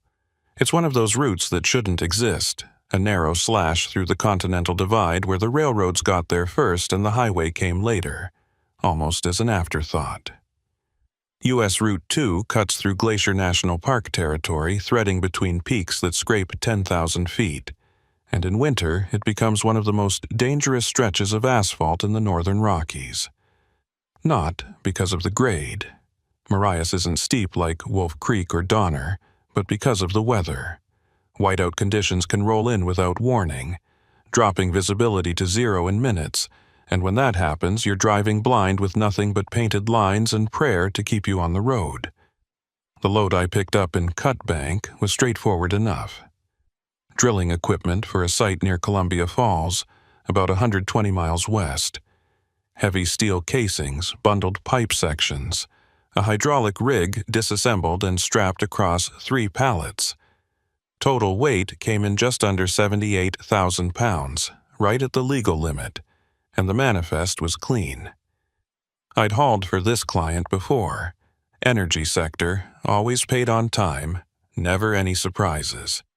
The dispatcher told me to take my time, watch the weather, and call if I ran into trouble. Standard winter protocol for Montana runs. I left Cut Bank just after noon on a Tuesday in late January. The sky was overcast but stable, temperature hovering around 18 degrees, and the forecast called for light snow starting around midnight. I figured I'd be through the pass and into Columbia Falls long before that, maybe even have time to grab dinner and find a motel for the night. The rig was a 2016 Freightliner Cascadia, solid and reliable, with new winter tires and chains already mounted on the drive axles. I checked the airlines, tested the brakes, verified the load straps twice. Everything was tight. Everything was ready. The first 60 miles were uneventful. I rolled through Browning past the Blackfeet Reservation, watching the plains give way to foothills and then to serious mountains. The road stayed mostly straight through that section, following the railway that parallels Route 2 for most of its length, and I kept the rig at a steady 55, letting the Jake brake handle most of the minor grades. Traffic was light, a few passenger vehicles, a couple of RVs heading east, no other semis. That wasn't unusual for this time of year. Most drivers avoid Marias in winter if they can help it, rerouting south through Missoula or north through Shelby, even if it adds 100 miles. But I knew the pass, respected it, and figured I could handle whatever it threw at me. The Ways station sat at the eastern approach to the pass, about 10 miles past the park boundary. It's a mandatory stop for all commercial vehicles. Montana DOT doesn't mess around with weight enforcement, especially on mountain routes where overloaded trucks can turn into runaway disasters. I pulled off onto the scale platform, watching the digital readout flash as the system calculated my weight. The booth was small, just a concrete block building with narrow windows and a speaker mounted on a pole. I'd been through this station maybe 30 times over the years, always the same routine. Pull onto the scale, wait for the green light, proceed if everything checks out, or pull into the inspection bay if they want a closer look. The speaker crackled. Shut down your engine and step inside. That was unusual. Normally they just gave you a green light or waved you into the bay for a quick visual inspection. Having to go inside meant paperwork, questions, maybe a full inspection if they suspected something was off. I killed the engine, grabbed my logs and manifest and walked across the frozen lot to the booth. The guy behind the counter was someone I'd never seen before. Mid-50s, broad shoulders, wearing a Montana DOT uniform with a name tag that read Q. Drummond, Weighmaster. He had that look of a lifer, someone who'd spent decades in the same job, watching the same trucks roll through, enforcing the same regulations over and over until it all blurred into routine. But his expression wasn't routine. It was tight, focused, like he was working through a problem he didn't particularly want to solve. "License and manifest," he said without preamble. I handed them over. He scanned my CDL, typed something into his computer, then studied the manifest for a long time. Too long. I watched him flip through the pages, checking the weight distribution, the load description, the route authorization. Everything was in order. I knew it was because I'd triple-checked it myself before leaving Cut Bank. But something about the way he was looking at the paperwork made my stomach tighten. "This manifest says you're hauling 78,000 pounds, he said, finally. "That's right." "Scale says 73.5. I blinked. "That's not possible. I watched them load it. Saw the certified weight slip from the shipper." "You got that slip with you?" I did. I pulled it from my folder and handed it over. He compared it to his screen, his jaw working like he was chewing on something unpleasant. "Shipper's scale in Cut Bank shows 78,000, he said. "My scale shows 73.5. That's a 4,500-pound discrepancy. Maybe your scale's off." His eyes flicked up to meet mine, and the look in them wasn't friendly. "My scale gets calibrated every month. Last certification was 2 weeks ago. It's not off." "Then I don't know what to tell you. I loaded in Cut Bank, drove straight here, didn't stop except for fuel in Browning. Nothing came off that trailer." Drummond set the manifest down and leaned back in his chair. "You mind if I take a look at your load?" It wasn't really a question. I nodded, and he grabbed a jacket and a flashlight from a hook near the door. We walked back out into the cold, and I followed him around to the rear of the trailer. The seals were intact. I checked them in Browning when I fueled up, but Drummond examined them anyway, running his gloved fingers over the metal clips, checking the serial numbers against the manifest. "Seals match," he said, almost to himself. Then he walked along the driver's side of the trailer, tapping the panels with his flashlight like he was listening for hollow spots. When he reached the front section, near the gap between the cab and the trailer, he stopped and crouched down. I watched as he shone his light into the undercarriage, moving the beam slowly across the suspension, the landing gear, the support beams. "You haul refrigerated loads?" he asked. "Sometimes. Why?" "You've got a reefer bracket on this trailer." "Yeah, it's a combo unit. Can run dry or refrigerated depending on the load." He stood up, brushing snow off his knees. "Reefer unit adds weight, usually around 1,800 pounds. That's factored into your tear weight, right?" "Should be. The trailer was weighed empty last month. That's the baseline they use for calculating load weight." Drummond nodded slowly, like he was turning something over in his mind. Then he walked back to the rear of the trailer and studied the doors. "I need you to break the seal and open it up." I didn't argue. I pulled the bolt cutters from the toolbox mounted behind the cab, cut the seal, and swung the doors open. The load looked exactly the way it had when I'd left Cut Bank. Steel casings strapped tight, pipe sections bundled and secured, hydraulic rig components nested on pallets with heavy-duty webbing holding everything in place. Nothing had shifted. Nothing was missing. Everything was exactly where it was supposed to be. Drummond climbed up into the trailer and started inspecting the load, checking the straps, tapping the pallets, measuring the spacing between sections. He spent a good 10 minutes doing this, methodical and thorough, and I stood there freezing my ass off, wondering what the hell he was looking for. Finally, he climbed back down and closed the doors. "Load looks secure," he said, "but you're still 4,500 pounds light." "So, what does that mean?" "Means either the shipper's scale was wrong, or something came off your trailer between Cut Bank and here," he paused. "Or the load wasn't what the manifest said it was." I felt a spike of anger. "Are you accusing me of something?" "I'm saying the numbers don't match, and when the numbers don't match, I have to file a report. Could be an honest mistake. Could be something else. Either way, I need to document it." "And then what?" "Then you're free to go. But I'm flagging this shipment in the system. If you get stopped at another weigh station and the weight's still off, you're going to have a problem." He walked back to the booth and I followed, my mind racing. 4,500 pounds. That wasn't a rounding error or a calibration issue. That was real, measurable weight that had somehow vanished between Cut Bank and Marias Pass. But how? The seals were intact.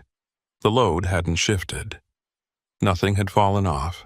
I would have noticed, would have heard it, would have felt the change in how the rig handled. Drummond printed out a weight receipt and handed it to me, along with my license and manifest. "Drive safe," he said, and there was something in his tone that I couldn't quite read. Not hostility exactly, more like concern, or maybe warning. I walked back to my rig, climbed into the cab and sat there for a minute, staring at the weight receipt.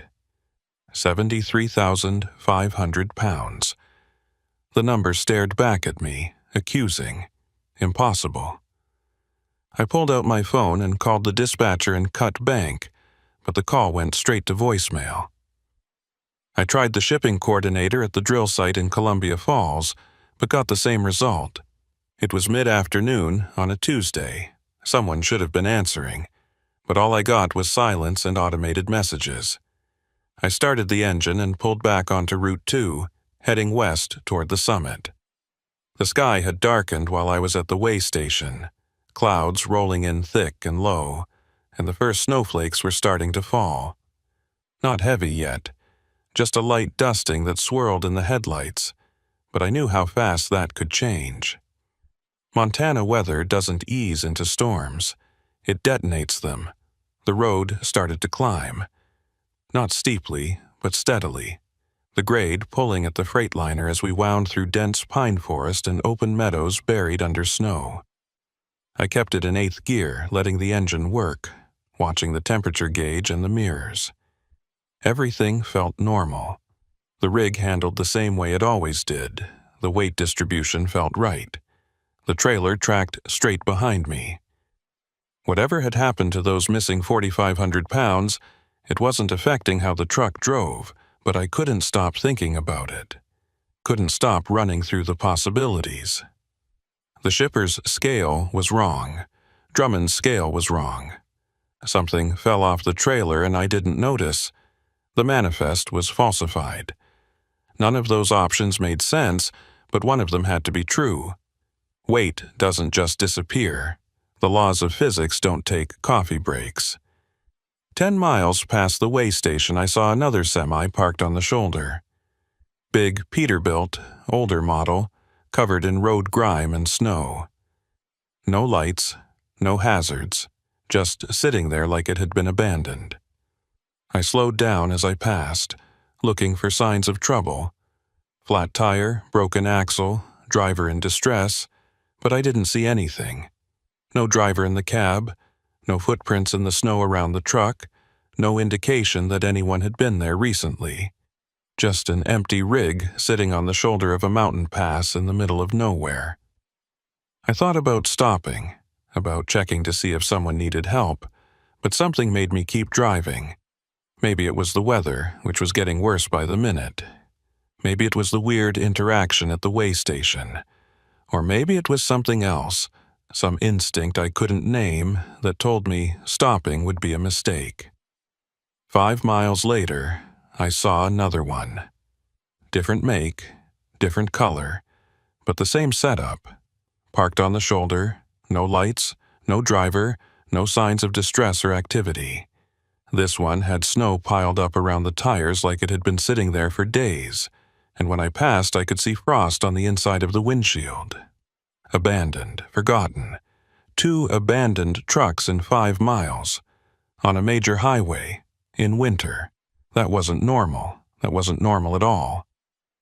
I tried calling dispatch again, still voicemail. Tried calling Drummond at the way station, but the number I'd written down didn't go through. Just a robotic voice saying the number was out of service. I pulled up the Montana Dot website on my phone, trying to find an alternate contact. But the signal was weak and the page wouldn't load. The snow was getting heavier. What had started as a light dusting was now a steady fall, big flakes that stuck to the windshield and piled up on the mirrors. Visibility dropped from a quarter mile to 100 yards to 50. I flicked on the headlights, the fog lights, the clearance lights, trying to make myself as visible as possible to anyone coming up behind me. Not that there was anyone behind me. I hadn't seen another vehicle, moving or parked, in 20 minutes. The road curved through a narrow cut between 2 rock faces, and as I came around the bend, I saw something that made my blood run cold. A snowplow sitting crossways across both lanes, blocking the road completely. The blade was down, cutting a furrow in the snow, and the cab was running. I could see exhaust pouring from the stack, but it wasn't moving. Just sitting there, engine idling, lights off, blocking the pass. I hit the brakes and the Freightliner slowed to a crawl. I stopped about 50 feet from the plow, put the rig in neutral, and engaged the parking brake.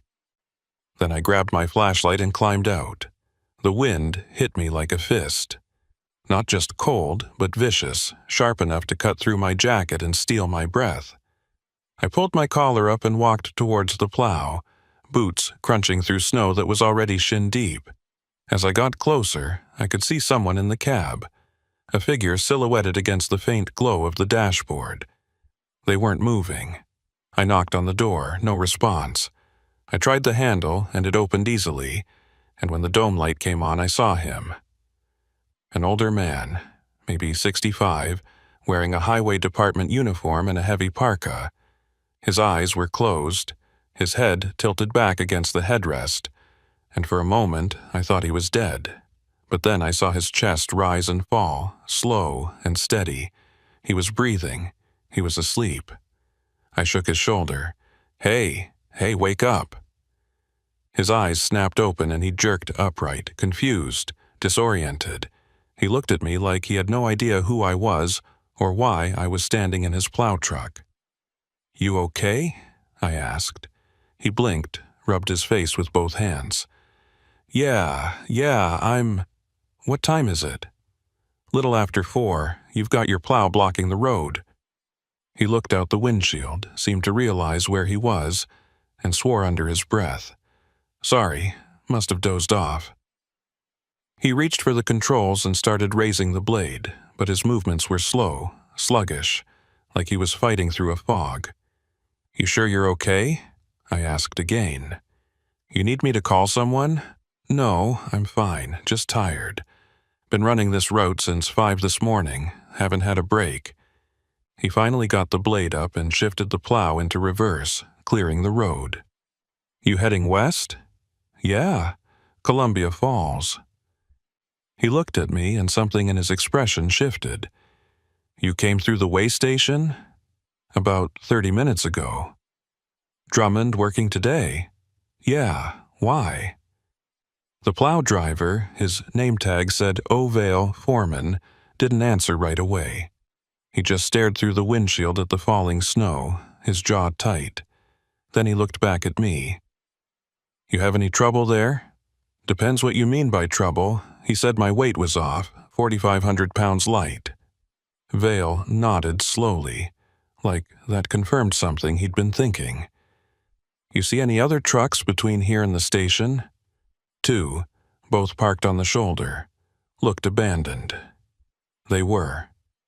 He killed the plow's engine and climbed out, standing there in the snow with me, his face grim. Those trucks had been sitting there for 3 days. Highway patrol's been trying to figure out what happened to the drivers, but so far nothing.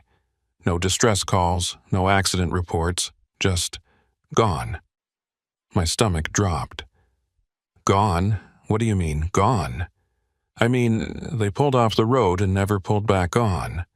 Trucks are intact, no signs of struggle, no blood, no bodies, just empty rigs sitting on the shoulder like someone parked them and walked away into the woods. I looked back toward my Freightliner, barely visible through the snow, and felt a chill that had nothing to do with the temperature. And Drummond, the weighmaster, what's his deal? Vale's expression darkened. Quincy Drummond's been working that station for 23 years. He's good at his job, real thorough, doesn't miss details. But lately, he trailed off, seemed to be choosing his words carefully. Lately, he's been flagging trucks that don't need flagging, finding discrepancies that don't exist, sending drivers up the pass with warnings that don't make sense. Why? Don't know. Some folks think he's losing it, getting paranoid in his old age. Others think he knows something we don't. Vale looked up at the darkening sky, at the snow coming down harder now. Either way, I'd recommend you get off this pass before dark. Weather's turning bad, and when it gets bad up here, it gets real bad, real fast. He climbed back into his plow and fired up the engine. I watched him roll forward, clearing snow as he went, his taillights disappearing into the white. And then I was alone again. Standing in the middle of Marias Pass with 4,500 missing pounds and 2 abandoned trucks and a growing sense that something was very, very wrong. I got back in my rig and started driving west, pushing harder now, trying to make up time before the storm hit full force. But I couldn't shake what Vale had said. Drivers disappearing. Trucks abandoned. Drummond flagging loads that didn't need flagging. And 4,500 pounds that had vanished into thin air. The snow kept falling. The road kept climbing. And somewhere ahead, in the dark and the storm, something was waiting. The storm hit hard about 10 minutes after I left Vale and his plow behind. What had been steady snowfall turned into a full whiteout, the kind where you can't tell where the road ends and the shoulder begins, where your high beams just bounce back at you in a wall of white static. I dropped my speed to 20 miles per hour, then 15, leaning forward over the wheel and squinting through the windshield like that would somehow improve visibility. It didn't. The wipers could barely keep up with the accumulation, and ice was forming on the edges of the glass where the defrost couldn't reach. I'd been through bad weather before, spent a winter running loads through the Dakotas, where the wind chill hit 70 below, and the roads disappeared under black ice. But this felt different, more hostile. Like the storm wasn't just a weather system, but something with intent, something that wanted me off the road. I know how that sounds. Trust me, I know. But when you're alone in a cab at 4:30 in the afternoon, and it's already dark as midnight, and you haven't seen another living soul in half an hour, your mind starts making connections that don't hold up in daylight. The CB crackled to life, startling me so badly I nearly jerked the wheel. Static at first, then a voice, distant and distorted like it was coming through 50 miles of bad cable. Westbound traffic on Route 2, advising all commercial vehicles. Road closure imminent. Return to nearest. Repeat road closure. The transmission cut out before I could catch the rest. I grabbed the mic and keyed it. "This is westbound Freightliner at mile marker. I glanced at the roadside, trying to spot a marker through the snow. Couldn't see one. "Somewhere past the way station. Can you repeat that last? Did you say road closure?" Nothing. Just static.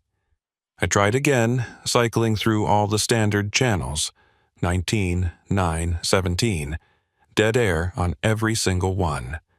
I checked my phone, hoping for even a single bar of service, but the screen just showed no signal in the corner, mocking me. I kept driving. What else was I going to do? Stopping in the middle of a whiteout on a mountain pass seemed like a good way to get rear-ended by someone who couldn't see me until it was too late.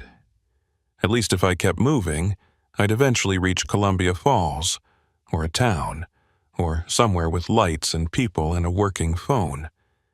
The GPS had quit updating about 5 miles back, just showed my position frozen on a stretch of road that didn't match where I actually was, but I knew the general route. Stay on 2, keep heading west, don't take any turns. Simple. Except nothing about this felt simple anymore. The missing weight kept gnawing at me. 4,500 pounds. I'd gone over it in my head a dozen times, trying to figure out where the discrepancy could have come from. The shipper in Cut Bank was reputable, had been in business for 30 years, no history of fraud or mistakes. Their scale was commercial grade, certified by the state, the same kind used at weigh stations. The chance of it being off by that much was essentially zero, which meant either Drummond's scale was wrong, or something had actually come off my trailer between Cut Bank and Marias Pass. But the seals were intact. I'd checked them myself, both at the fuel stop in Browning and again at the weigh station when Drummond had me open the doors. Nobody had tampered with the load, and even if they had, even if someone had somehow broken the seals and resealed them without me noticing, what could they have taken? The load was drilling equipment, massive steel components, each piece weighing hundreds of pounds, strapped down with industrial webbing. You couldn't just grab a casing and walk off with it. You'd need a forklift, a crew, time. Unless the weight had never been there in the first place. Unless the shipper had falsified the manifest, loaded me light and pocketed the difference. But why? What would be the point? They were getting paid by the client based on equipment delivered, not on weight hauled. Shorting the load would only hurt them. I was still turning this over when I saw the lights. Faint at first, just a dim glow through the snow, but as I got closer they resolved into the unmistakable shape of a truck stopped on the shoulder. Not abandoned this time. The running lights were on, hazards blinking, and I could see exhaust pouring from the stack. Someone was in there, engine running, waiting out the storm. I slowed down and pulled up alongside, rolling down my window despite the cold and the snow that immediately blasted into the cab. The other truck was a Kenworth, newer model, and the driver had his window down too. He was younger than me, maybe 30, with a thick beard and a wool cap pulled low over his ears. "You okay?" I shouted over the wind. "Yeah," he yelled back. "Just pulled over to wait it out. Can't see shit." "How long you been sitting here?" "Maybe 20 minutes. You heading west?" "Columbia Falls. You?" "Same. But I'm not going anywhere in this. Road's a death trap." I nodded, understanding the logic but not agreeing with it. Sitting still on the shoulder in a whiteout was just as dangerous as driving through it, maybe more so. At least, if you were moving, you had some control, some agency. Sitting still, you were just a stationary target waiting for someone to plow into you. "You hear anything on the CB about a road closure?" I asked. The driver frowned. "No, when?" "Few minutes ago. Transmission cut out. Couldn't get the full message. Haven't heard anything. Been monitoring Channel 19 since I pulled over. Nothing but static." That was strange. CB signals can be spotty in the mountains, sure, but we were close enough that if he was monitoring and I was transmitting, he should have heard something. Unless the transmission I'd picked up hadn't been local. Unless it had been bouncing off the atmosphere from somewhere hundreds of miles away. A random fragment that had nothing to do with Marias Pass or Montana, or anything relevant to my situation. "You come through the way station?" I asked. "About an hour ago. Why? They give you any trouble?" The driver's expression shifted, became guarded. "Yeah, actually. Waymaster said my load was off. Told me I was running heavy. Wanted to see my permits." My pulse quickened. "Heavy? By how much?" 3,800 pounds. Accused me of overloading, threatened to fine me. Whole 9 yards. But my manifest was clean. Everything documented. Eventually, he let me go, but he flagged it in the system. 3,800 pounds. Different number than mine, but the same pattern. Drummond finding weight discrepancies that didn't match the paperwork. Only this driver's load was supposedly over, not under. "Let me ask you something," I said. "The scale at the weigh station, did you see the readout yourself, or did Drummond just tell you what it said?" The driver thought about it. "He told me. I couldn't see the screen from where I was parked. Why?" "Because he told me I was 4,500 pounds under. But the shipper's certified weight said I was at 78,000. And now you're saying he told you you were over. Something doesn't add up." The driver stared at me, and I could see him working through it, trying to make the pieces fit. "You think he's lying, making up numbers?" "I think something weird is going on at that weigh station, and I think it might be connected to those abandoned trucks." "What abandoned trucks?" I told him what Vale had said. 2 trucks parked on the shoulder for 3 days. Drivers missing, no signs of struggle or foul play. The driver's face went pale, and he glanced in his mirrors like he was suddenly worried about what might be out there in the storm. "Jesus," he said quietly. "I saw one of those, about 8 miles back. Peterbilt, looked like it had been sitting there for days. Thought maybe it broke down and the driver got a ride out." That's what I thought too. But Vale said Highway Patrol's been investigating and they can't figure out what happened. Drivers just vanished. We sat there in silence for a moment, 2 trucks idling on the shoulder of a mountain pass in a whiteout, while the storm hammered down and the light bled out of the sky. Finally, the driver spoke again. "I'm turning around," he said. "Going back to Browning. Waiting this out at a truck stop. You should do the same." "Can't. I've got a delivery deadline. clients expecting this equipment tomorrow morning. Screw the deadline, this doesn't feel right. He was probably correct. Every instinct I had was screaming at me to turn around, to get off this pass and back to civilization. But I'd been driving trucks for 16 years and I'd never missed a delivery, never failed to complete a run, and I wasn't about to start now. Maybe that was pride talking. Maybe it was stubbornness. Or maybe it was something else, something I didn't want to examine too closely. The need to prove that I wasn't scared, that I could handle whatever Marias Pass threw at me. "I'm pushing through," I said, "but you do what you need to do." The driver nodded, rolled up his window, and started maneuvering the Kenworth into a turn. It was a tight operation. The shoulder wasn't wide, and he had to back and fill several times to get the trailer pointed east. But he managed it. I watched his taillights disappear into the snow, heading back the way we'd both come, and then I was alone again. I got back on the road and kept heading west. The snow showed no signs of letting up, and visibility was still almost zero, but I'd committed now. I'd made my choice. All I could do was see it through. Mile marker 193 appeared out of the white, barely visible, and I used it to update my mental map.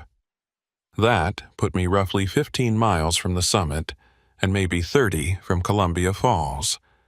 An hour of driving in good conditions, but in this storm it could take 3 or 4.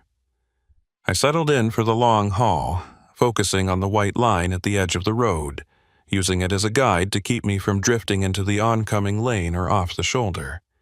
The CB crackled again. Same static, same distorted voice. "Westbound commercial traffic. Immediate turnaround advised. Hazardous conditions. Avalanche risk critical." I grabbed the mic. "This is westbound Freightliner. Can you identify your location? Are you with Highway Patrol?" No response. The channel went dead again, and I sat there with the mic in my hand, staring at the radio like it might suddenly start making sense. Avalanche risk. That was new. Marias Pass did have avalanche zones. I'd seen the warning signs on previous runs, but they were all clearly marked, and the highway department usually closed those sections at the first sign of instability. If there was a real avalanche risk, Vale would have mentioned it. The fact that he hadn't made me wonder if the transmission was even real, or if I was picking up some phantom signal from a different pass, a different storm, a different emergency entirely. I kept driving. What else could I do? Around mile marker 197, I saw something in the road ahead. At first, I thought it was debris, a fallen branch, maybe, or a chunk of ice that had broken off from the rock face above. But as I got closer and my headlights hit it, I realized it was a person. Standing in the middle of the westbound lane, facing my direction, not moving. I hit the brakes, but gently, remembering the ice and the weight and the fact that panic braking in these conditions was a great way to jackknife. The Freightliner slowed, tires crunching through snow, and I brought it to a stop about 30 feet from the figure. They didn't move, just stood there, arms at their sides, head tilted slightly like they were listening to something I couldn't hear. They were wearing what looked like a heavy coat and jeans, no hat, no gloves, and even from this distance I could see they were covered in snow. Not just dusted, covered, like they'd been standing there long enough for inches to accumulate. I put the rig in park, engaged the brake, and grabbed my flashlight. Every fiber of my being was screaming not to get out, to just drive around them and keep going, but I couldn't do that. If someone was in distress, if they needed help, I had to at least check. That's the code out here, you don't leave people behind. I climbed out into the storm and immediately regretted it. The wind was brutal, strong enough to stagger me, and the snow was coming down so thick I could barely see the figure even though I was walking straight toward them. I raised the flashlight, and the beam caught their face.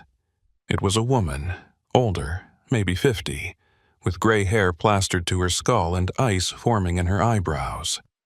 Her skin was pale, almost blue, and her eyes were open but unfocused, staring past me at something in the distance.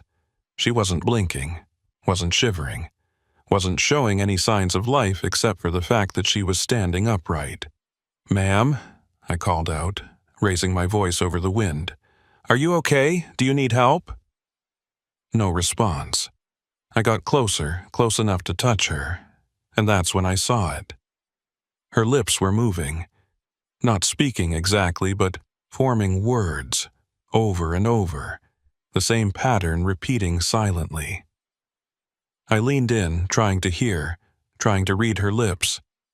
The wind tore away any sound she might have been making, but I caught fragments, pieces of a phrase that didn't make sense. Not the weight, it's the balance, not the weight. I reached out to touch her shoulder, to try and snap her out of whatever hypothermic trance she was in, and the moment my gloved hand made contact, she stopped moving. Her lips stopped. Her chest stopped rising and falling. She just froze, and then she fell backward, stiff as a board, and hit the pavement with a sound like a tree trunk hitting frozen ground. I stumbled back, my heart hammering, and shone the flashlight down at her. She was on her back, eyes still open, staring up at the sky. Not breathing, not moving. I dropped to my knees and checked for a pulse, pressing my fingers against her neck, her wrist, anywhere I could feel for a heartbeat. Nothing. She was dead. Had been dead, maybe for hours, and somehow still standing upright in the middle of the highway. "That's not possible," my brain screamed. "Bodies don't do that. Dead people don't stand." But I'd seen it happen. I'd watched her fall, heard the impact, felt the cold rigidity of her limbs. I backed away, my boots slipping on the ice, and half ran back to my truck. I climbed into the cab, slammed the door, and locked it, my hands shaking so badly I could barely grip the wheel. My breath was coming in short, ragged gasps, and my mind was racing, trying to process what I'd just seen, trying to fit it into a framework that made any kind of logical sense. Hypothermia. That had to be it. She'd been caught in the storm, succumbed to exposure, and the cold had frozen her body in whatever position she'd been in when she died, standing upright. And when I touched her, when I disturbed the equilibrium, she'd fallen. Simple physics. Nothing supernatural, nothing impossible. Except bodies don't freeze that fast. Rigor mortis takes hours to set in, and even in extreme cold, the process isn't instantaneous. She'd been dead for a while, long enough for her core temperature to drop to ambient, for ice to form in her tissues. But she'd been standing, moving her lips, looking almost alive right up until the moment I touched her. I grabbed my phone, hoping against hope that I'd miraculously picked up a signal, but the screen still showed nothing. No bars, no service, no way to call for help or report what I'd found. I thought about getting back out, about trying to move her body off the road so another driver wouldn't hit her, but I couldn't make myself open the door. Whatever rational explanation I'd tried to construct was crumbling, and underneath it was something primitive, something that didn't care about logic or physics, something that just wanted to get the hell away from this place. I put the Freightliner in drive and steered around her body, giving it a wide berth. As I passed, I glanced in the mirror and saw her lying there in the middle of the road, already being covered by fresh snow. In another hour, she'd be invisible.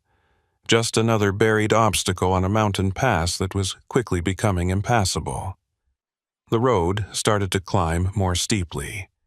I was approaching the summit now, and the grade was pulling hard on the Freightliner, forcing me to downshift to keep momentum.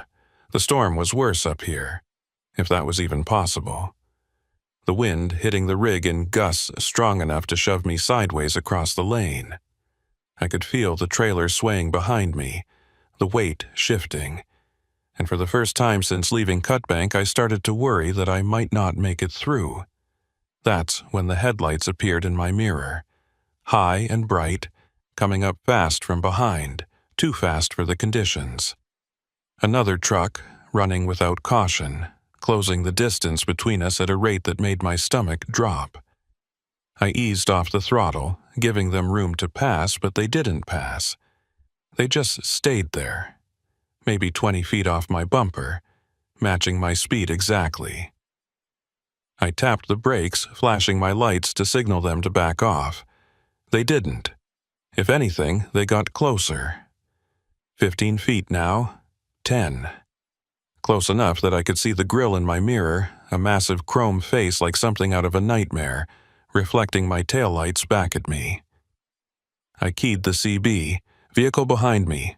You're following too close. Back it off. Static. No response. The truck behind me accelerated, pulling up alongside my trailer on the left. I glanced over, trying to see the cab, trying to identify the driver, but the angle was wrong and the snow was too thick.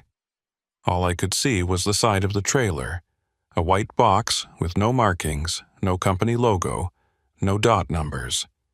Just blank white panels reflecting the storm. They stayed there for maybe 10 seconds, running parallel to me in the oncoming lane, and then they pulled ahead. I watched them pass, watched the blank white trailer slide by my windshield, and then I saw the cab. It was old, some kind of vintage Peterbilt or Kenworth. The exact model I couldn't tell, but it had that squared-off look of trucks from the 70s or 80s. And the driver, I couldn't see the driver. The cab was dark, no dome light, no dashboard illumination, just a black silhouette behind the wheel. But I could tell they were looking at me. Could feel their eyes on me through the glass, studying me, measuring me. And then they accelerated hard, pulling away into the storm, and within seconds their taillights had vanished into the white. I sat there, gripping the wheel, trying to steady my breathing. 2 abandoned trucks, a dead woman standing in the road, an unmarked rig running dark through a whiteout. And somewhere ahead, a weigh station where Quincy Drummond was flagging trucks for weight discrepancies that didn't exist. Not the weight, the woman had said. It's the balance. What the hell did that mean? I reached the summit around 6 o'clock, marked by a small pullout with a snow-covered sign that read, Continental Divide, elevation 5,000 to 16 feet. Under normal circumstances, I might have stopped, taken a picture, enjoyed the view.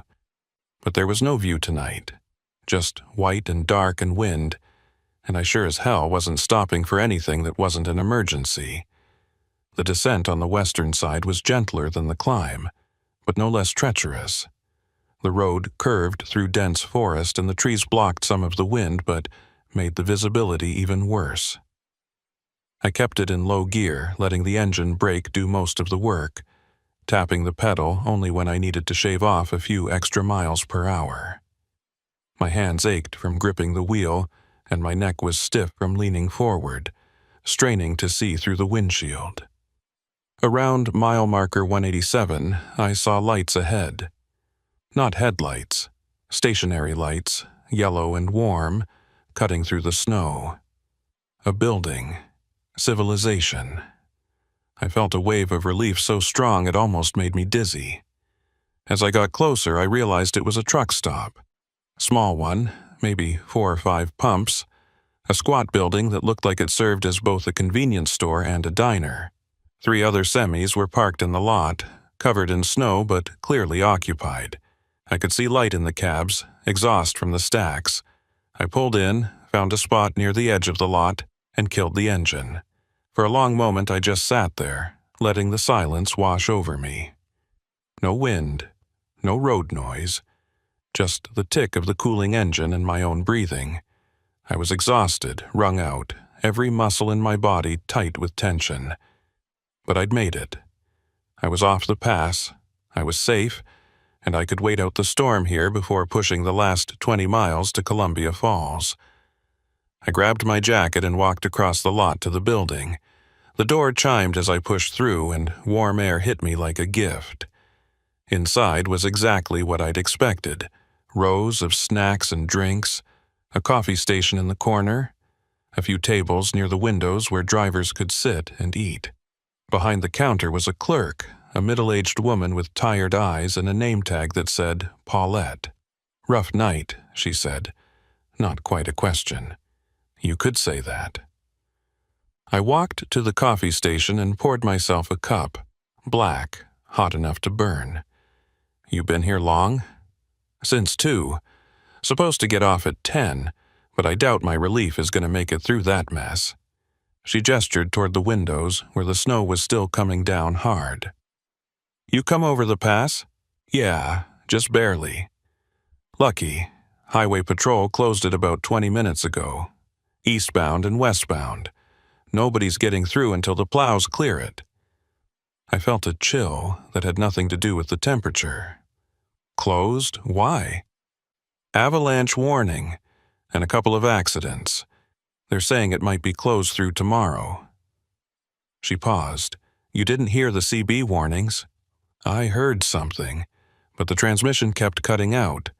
Couldn't get a clear message." Paulette nodded. "Yeah, the CB's been wonky all day.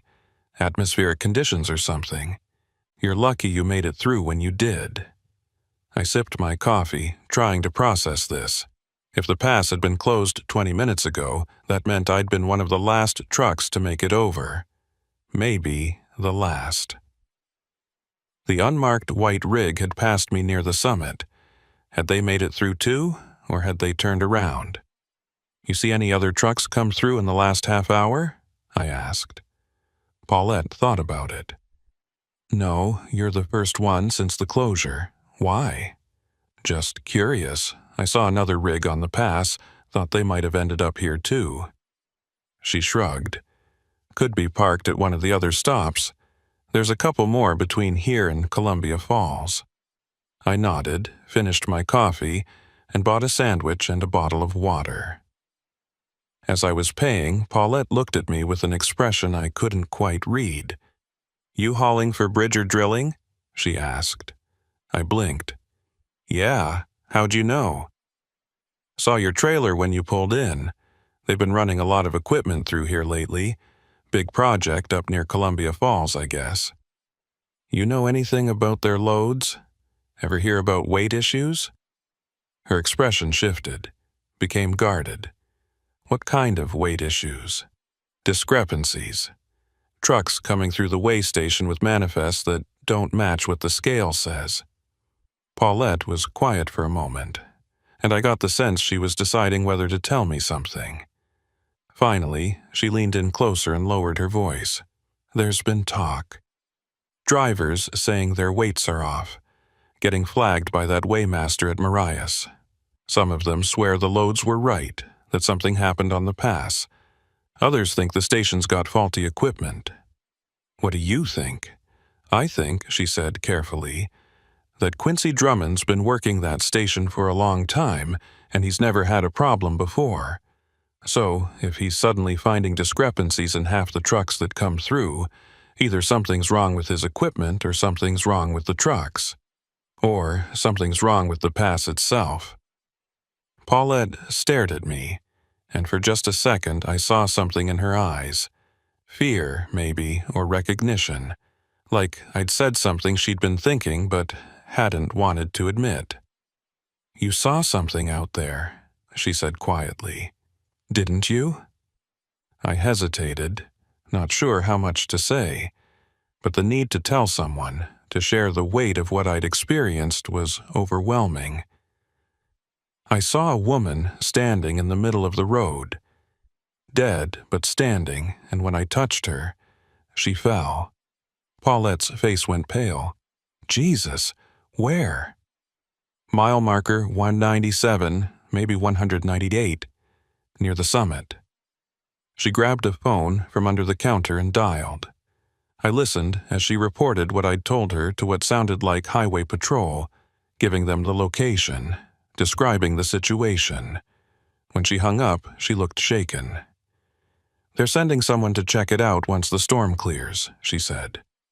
"But between you and me, you're not the first driver to report something like that. There've been 3 others in the last month. People standing on the road or walking along the shoulder, always in bad weather, always near the summit. And every time someone stops to help, they find the person's already dead." My hands were shaking again. I set my coffee down before I spilled it. "What's happening out there?" "I don't know, but whatever it is, it started about 6 weeks ago, right around the time Drummond started flagging trucks for weight discrepancies. The pieces were starting to connect, forming a pattern I didn't want to see. Weight discrepancies, abandoned trucks, dead people standing upright. All of it centered on Mariah's Pass, all of it starting around the same time. Not the weight, it's the balance. I thanked Paulette, took my sandwich, and walked back out to my truck. The other drivers in the lot were hunkered down in their cabs, waiting out the storm, and I should have done the same. Should have climbed into my sleeper, locked the doors, and tried to get some rest before pushing the final stretch to Columbia Falls in the morning. But I couldn't shake what the woman had said. The balance. What balance? Load balance? Weight distribution? Something else entirely? I climbed into the cab and pulled out my manifest, studying it under the dome light. Everything looked normal. Load description, weight breakdown, axle distribution. But then I noticed something I'd missed before. At the bottom of the page, in small print, almost too faint to read.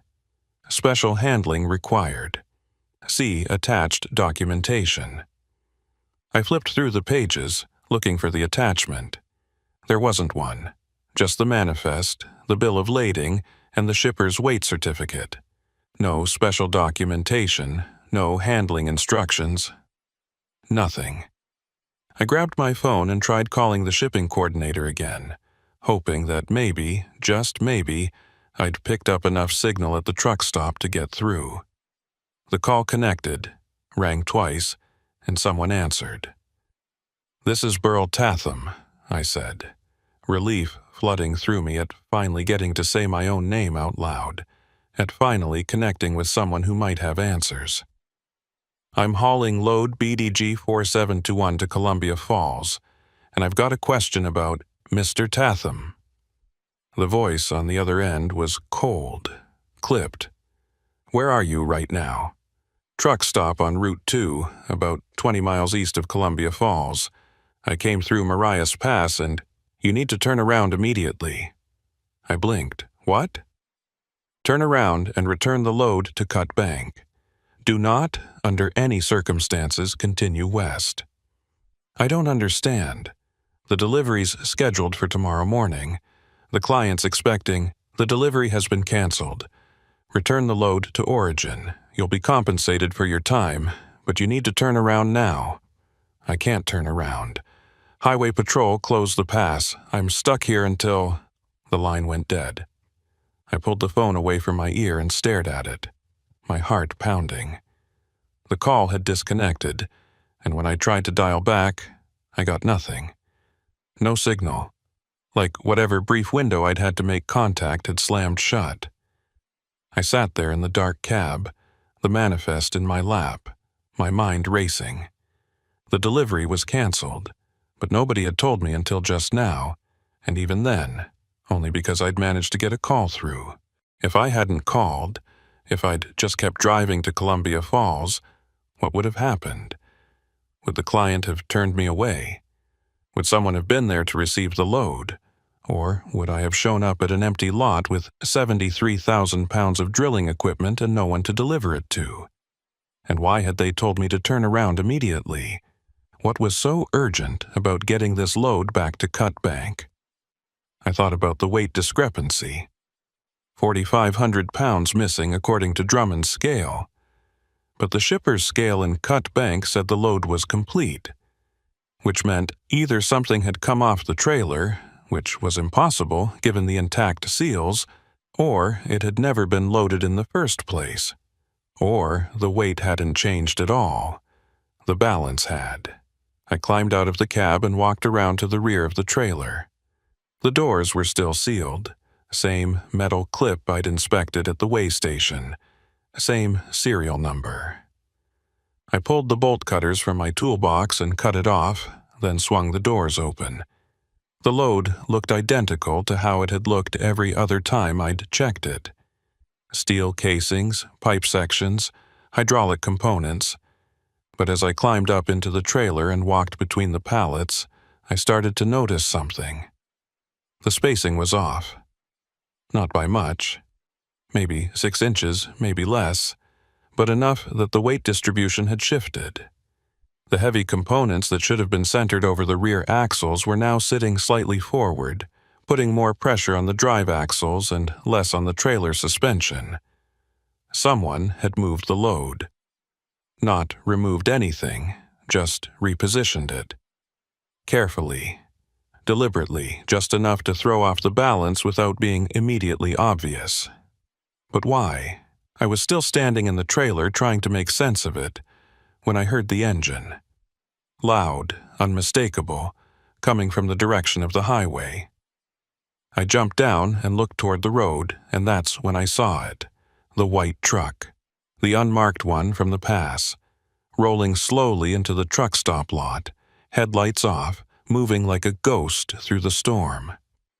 And it was heading straight for my rig. I didn't think, I just moved, grabbed the trailer doors and swung them shut, fumbled with a spare seal from my toolkit, and snapped it into place with hands that were shaking so badly I nearly dropped the whole assembly. The white truck was maybe 50 yards away now, crawling through the lot with its engine rumbling low and deep, a sound that felt wrong somehow, like it was coming from inside my chest instead of from the vehicle itself. No headlights, no running lights, just that pale shape moving through the snow like something that had learned to imitate a truck but hadn't quite gotten all the details right. I ran back to the cab, yanked the door open and threw myself into the driver's seat. My fingers were numb and clumsy as I jammed the key into the ignition, twisted it, felt the Freightliner's engine roar to life. The white truck was 30 yards away now, angling across the lot to cut me off from the exit. I could see it more clearly in my mirrors. The cab was definitely an old Peterbilt, maybe a 359 or 379 from the 80s, but something about the proportions was off. The wheelbase looked too long, the hood too narrow, like someone had stretched it in places that shouldn't stretch. I threw the transmission into drive and stomped the accelerator. The Freightliner lurched forward, tires spinning briefly on the snow-packed pavement before finding traction. I aimed for the gap between the white truck and the fuel pumps, calculating angles and distances, praying I had enough room to squeeze through. The white truck accelerated too, matching my speed, trying to close the gap. 20 yards. 15, 10. I was going to make it. The gap was narrow but manageable, and the Freightliner was responding well, pulling hard despite the conditions. But then the white truck did something that made my blood turn to ice. It shifted laterally, sliding sideways across the pavement without turning its wheels, like it was being pulled by invisible cables. The whole rig just moved 6 feet to the left in less than a second, closing the gap completely, and I had to brake hard to avoid T-boning it. The Freightliner slewed to a stop, and I sat there with my heart hammering, staring at the white truck now blocking my path. The cab was maybe 10 feet from my front bumper, close enough that I could see details I'd missed before. The windshield was covered in frost on the inside, thick enough that I couldn't see through it at all. The chrome grille was pitted and corroded, not with rust, but with something else. Something that looked almost organic, like the metal was diseased. And there were no license plates. Not missing plates, no mounting brackets at all, like the truck had never been designed to have them. I grabbed the CB mic with a hand that felt disconnected from my body. "Paulette, if you can hear me, I need help. There's a truck in the lot blocking me in, and I think the CB erupted with static so loud I dropped the mic. It wasn't normal static, wasn't the hiss and crackle of atmospheric interference. This was aggressive, purposeful, a wall of noise that felt like it was trying to push into my skull. Under it, buried deep, I could hear something that might have been voices. Dozens of them, maybe hundreds, all talking at once, layered on top of each other until the words became meaningless. I killed the CB and the noise stopped instantly. The silence that followed was somehow worse, pressing against my eardrums like a physical weight. I looked toward the truck stop building, hoping to see Paulette or one of the other drivers, someone who could witness what was happening, but the windows were dark. All the lights inside had gone out. The whole building was just a black shape against the white storm, and the other semis parked in the lot, the 3 I'd seen when I pulled in, were gone. Just gone. Empty spaces where they'd been sitting less than 5 minutes ago. The white truck's engine revved once, a deep, threatening growl, and then the cab door opened. I watched in my headlights as someone climbed down from the driver's seat. They were wearing what looked like a winter coat, dark and heavy, with the hood pulled up so I couldn't see their face. They moved slowly, deliberately, boots crunching through snow as they walked around the front of their truck and started toward mine. Every instinct I had screamed at me to run them over, to floor the accelerator and get the hell out of there, but I couldn't do it. Couldn't make myself deliberately hit another person, even one who was clearly not right, clearly wrong in ways I couldn't articulate. So I sat there frozen, watching them approach, and when they got close enough I could see inside the hood. There was no face, just darkness. Not shadow, not the absence of light, but a solid black void where features should have been. The figure stopped beside my driver's side door and raised one hand, pressing it flat against my window. I could see the palm through the glass, pale, waxy, with fingers that were too long and bent at too many joints. And then it knocked. 3 slow, deliberate taps that echoed through the cab like hammer strikes. I didn't open the door. I shifted into reverse instead, cranked the wheel, and backed away as fast as I dared. The figure just stood there watching me go, that elongated hand still raised like it was waving goodbye. I got maybe 20 feet before the trailer jackknifed, the rear axles sliding on ice, and I had to stop and straighten out. When I looked up again, the figure was gone. Just gone, like it had never been there at all. But the white truck was still blocking the exit. And now I could see movement inside the trailer. Shapes pressing against the panels from the inside, bulging outward like something was trying to push through. One panel buckled, then another. Metal creaking and groaning under pressure that shouldn't exist. Whatever was in that trailer, it wanted out. I needed a plan. Sitting here in the middle of the lot wasn't an option, and trying to force my way past the white truck felt like suicide. The building was dark, possibly empty. Possibly worse than empty. The highway was closed, but maybe if I could get back on Route 2, I could find another place to shelter, another truck stop, somewhere with people and lights and the kind of normal that felt increasingly like a memory. That's when I remembered the manifests, the special handling documentation that should have been attached, but wasn't. If there was something wrong with my load, something that had triggered all of this, maybe the answers were in the paperwork I hadn't received. And if the shipping coordinator had told me to turn around immediately to get the load back to Cut Bank, maybe they knew what was really going on. I pulled out my phone, knowing it was useless but checking anyway. Still no signal. The screen showed the time, 7:43 p.m., and the battery at 18%. I'd been on Maria's Pass for almost 6 hours, and it felt like 6 days. I pulled up my saved contacts and found the number for the Cut Bank depot. the main line that should roll over to an answering service after hours. Worth a try. The call connected. I heard ringing, once, twice, and then someone picked up. "Bridger Drilling, this is dispatch." The voice was male, young, unfamiliar. "This is Burl Tatham. I'm hauling load BDG 4721 and I need to speak to someone about Mr. Tatham." The voice changed, became colder. "You were instructed to return the load to Cut Bank. Why are you still en route to Columbia Falls?" "I'm not. I'm stuck at a truck stop on Route 2. The highway's closed and I can't—" "What truck stop?"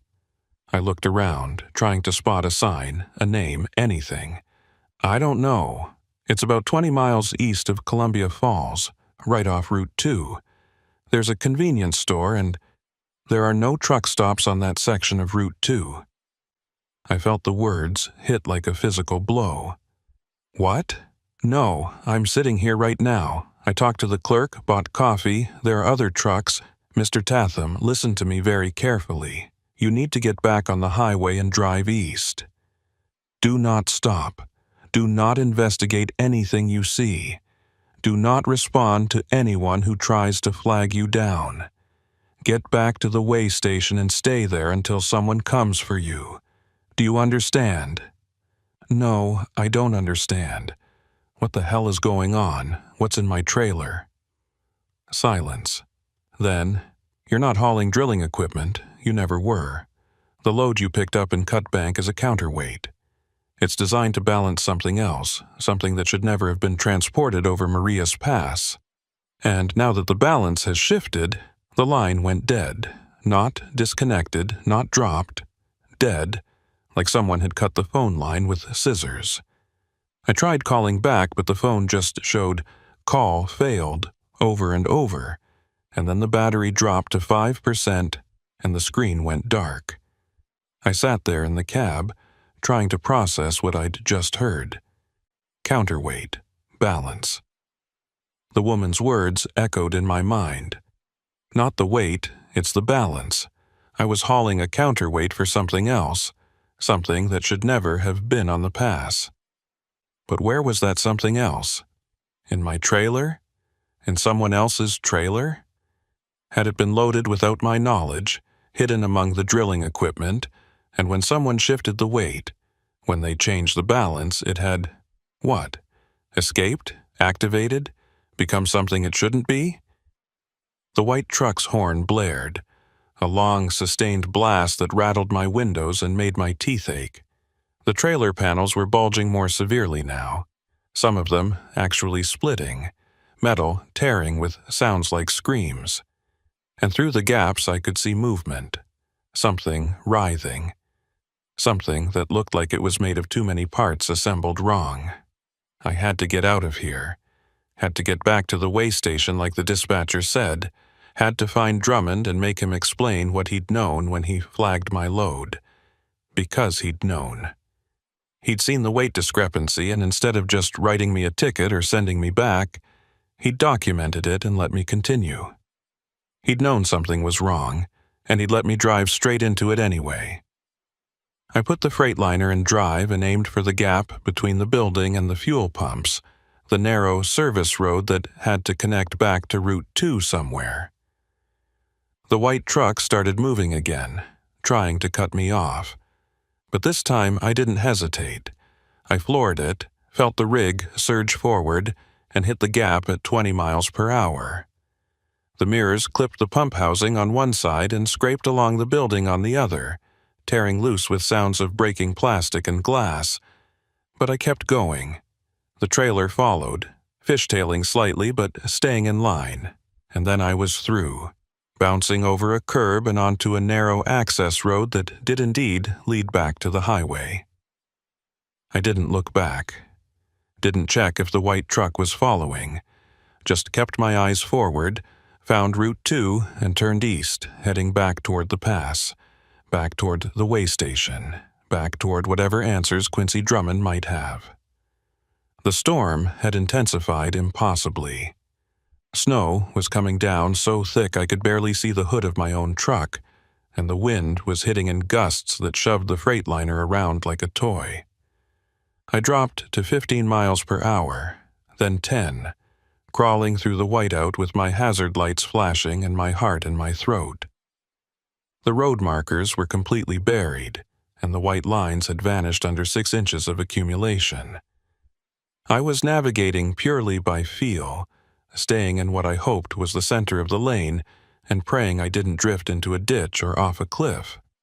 Around mile marker 191, or what I thought was 191, based on dead reckoning and desperation, I saw lights ahead, red and blue, flashing, cutting through the snow like beacons, emergency vehicles. I felt a surge of relief so powerful it made me dizzy. Highway patrol. Someone official. Someone who could help. Someone who could explain what was happening and make it stop. I pulled closer and realized it was a roadblock.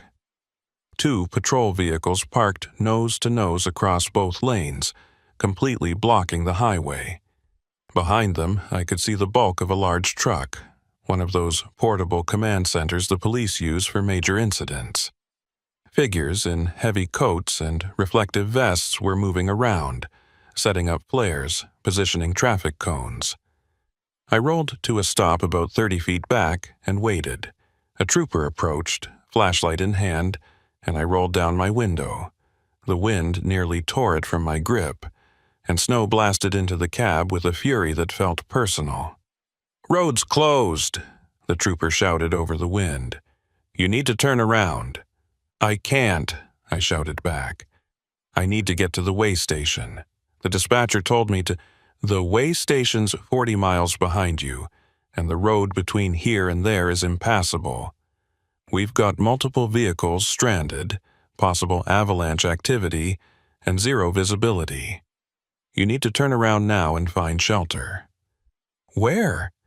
"Every place I've tried is—" I stopped myself. How did I explain that the truck stop had disappeared, that the lights had gone out and the other drivers had vanished? "I need to speak to Quincy Drummond, the weighmaster. It's urgent." The trooper's expression changed, became guarded. "Why?" "Because something's wrong with my load. He flagged it this afternoon, said the weight was off, and now—" I gestured helplessly at the trailer. "I need to talk to him." The trooper studied me for a long moment, and I could see him making calculations, weighing options. Finally, he said, "Wait here," and walked back to the command center. I watched him conferring with other officers, saw them glancing in my direction, saw one of them pull out a radio and make a call. This went on for maybe 3 minutes, and then the trooper came back. "Sergeant's going to talk to you," he said. "Pull over to the shoulder and wait." I did as instructed, maneuvering the freightliner onto what I hoped was the shoulder, trying not to think about how close the edge was or what lay beyond it. The trooper waved me forward until I was level with the command center, and then a different figure approached, older, broader, wearing a parka with sergeant's stripes on the shoulder. He climbed up onto my running board so we could talk without shouting. "I'm Sergeant Kilmartin," he said. His face was weathered, lined with age and experience, and his eyes were sharp despite the exhaustion around them. "Trooper Moss says you're asking about Quincy Drummond." "Yes, sir. He weighed my truck this afternoon at the Marias Pass station, flagged it for a weight discrepancy. I need to talk to him about—" "Quincy Drummond didn't weigh any trucks this afternoon," Kilmartin said. "He's been in the hospital in Kalispell since last Tuesday. Pneumonia. He's on a ventilator." The world tilted. I gripped the steering wheel to steady myself. "That's impossible. I talked to him."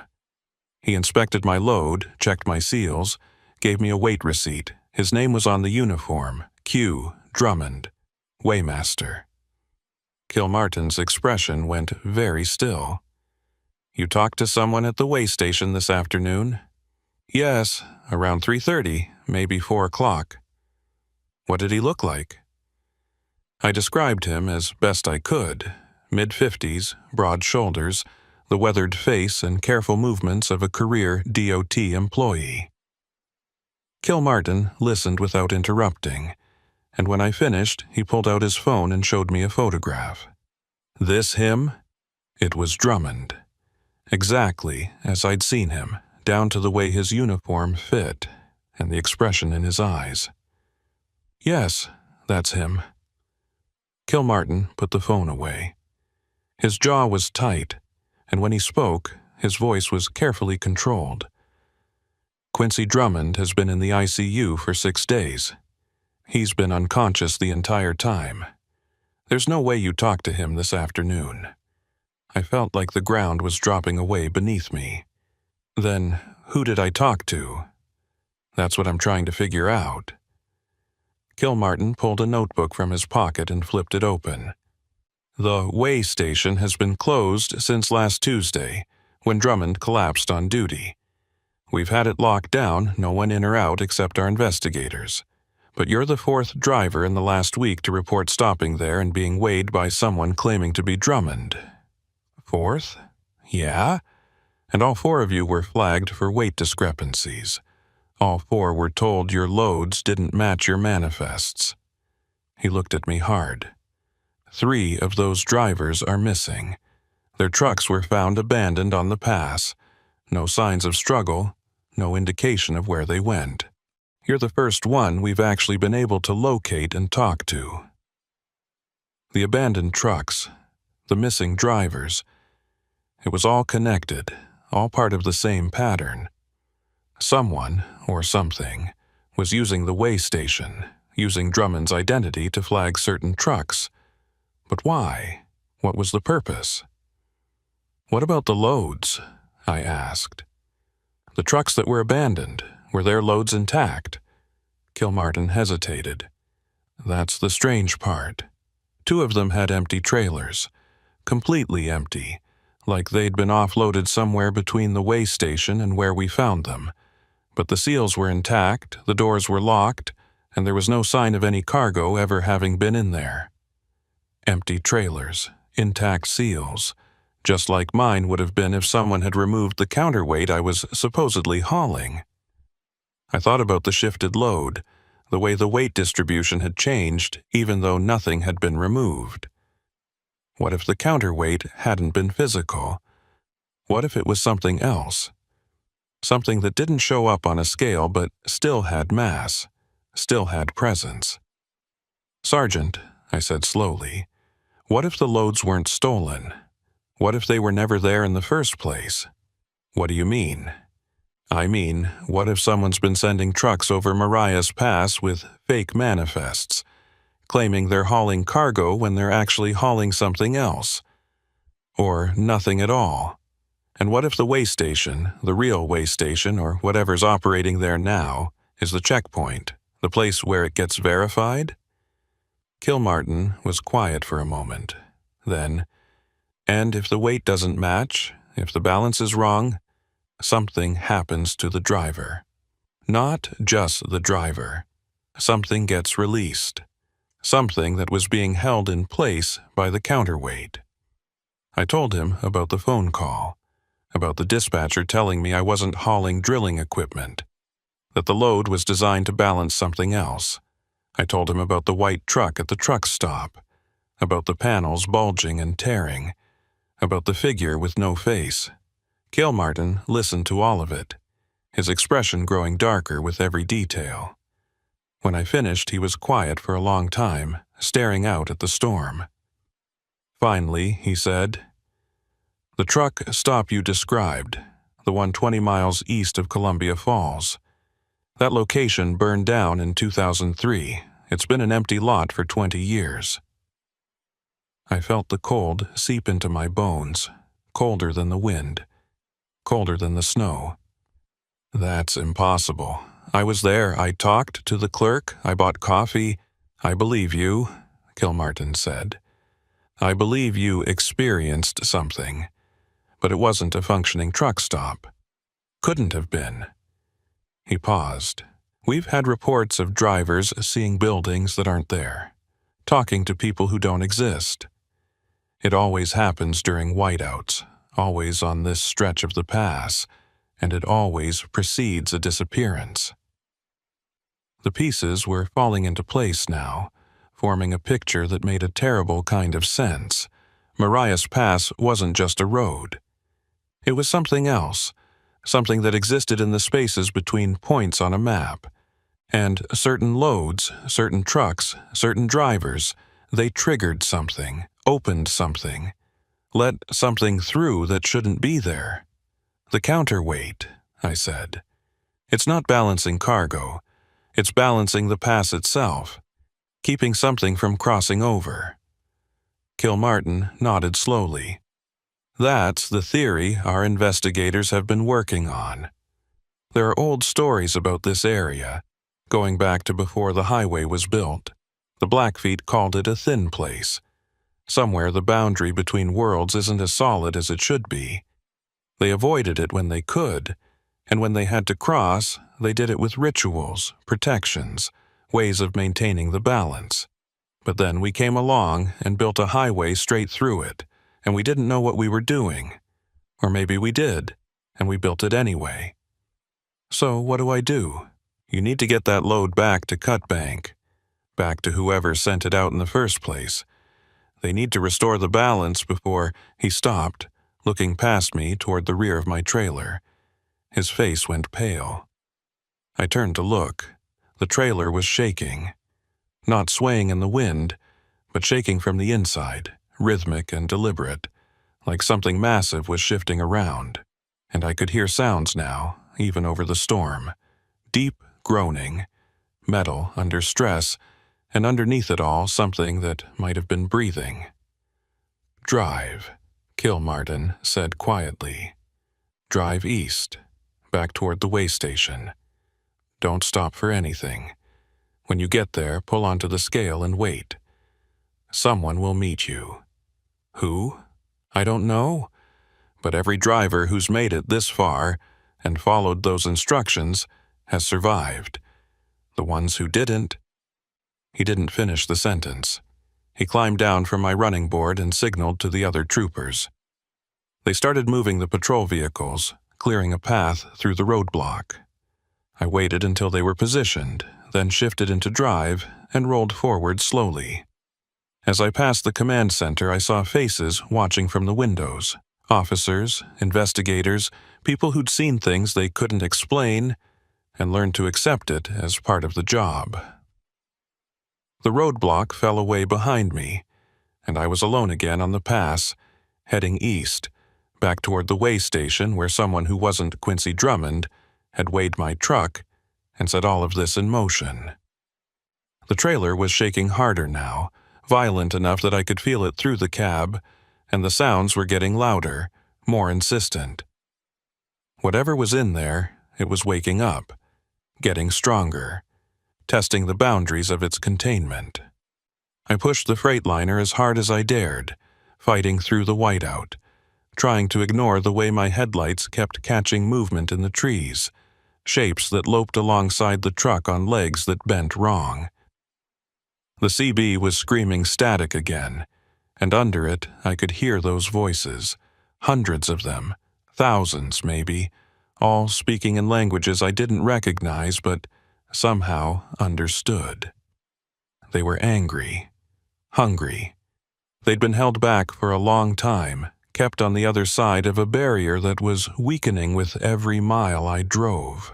Around what I thought was mile marker 198, near where I'd found the dead woman, I saw lights ahead. Not emergency lights this time, just regular lights, warm and steady, cutting through the storm. The way station. I'd made it back.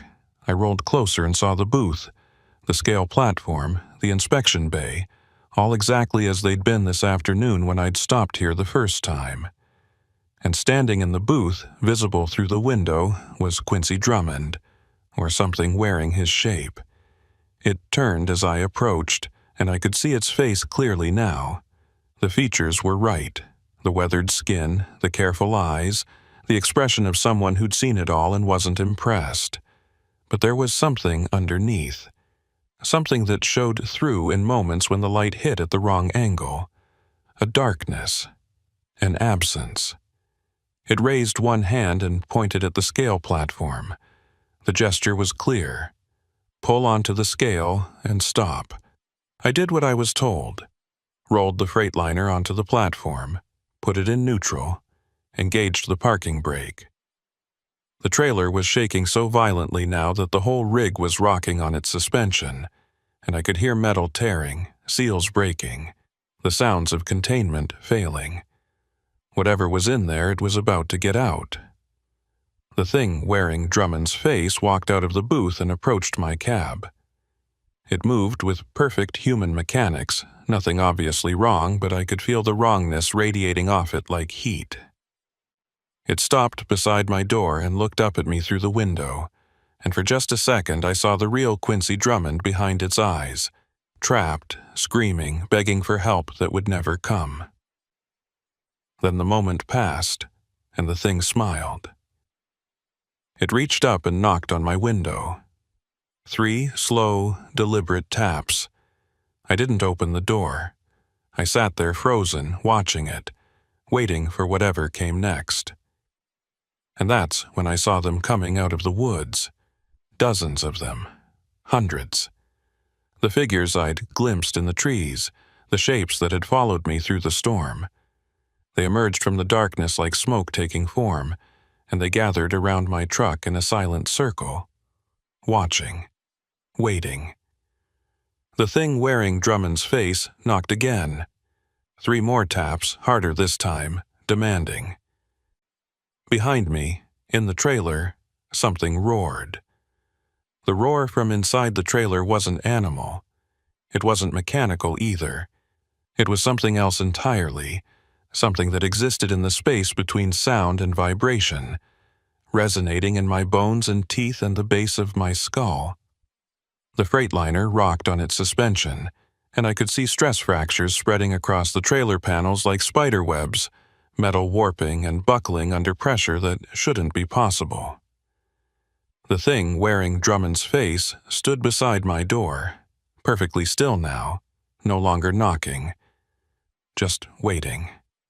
And the figures surrounding my truck, I could see them more clearly now in the glow of my running lights. They looked almost human, almost convincing, but their proportions were wrong in subtle ways. Arms too long, legs that bent at too many joints, heads that tilted at angles that would have snapped a normal neck. They wore clothing that might have been real once. Winter coats, work boots, trucker gear, but now looked like costumes, like something trying to remember what humans wore and getting the details slightly off. I needed to think. Needed to figure out what Kilmartin had meant when he said drivers who pulled onto the scale and waited survived. Waited for what? What was supposed to happen here?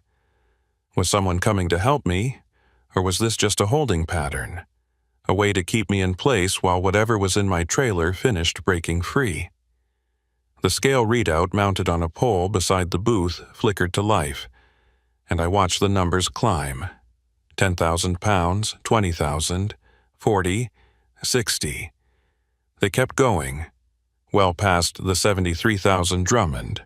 The real Drummond, or the thing that had pretended to be him, had measured this afternoon.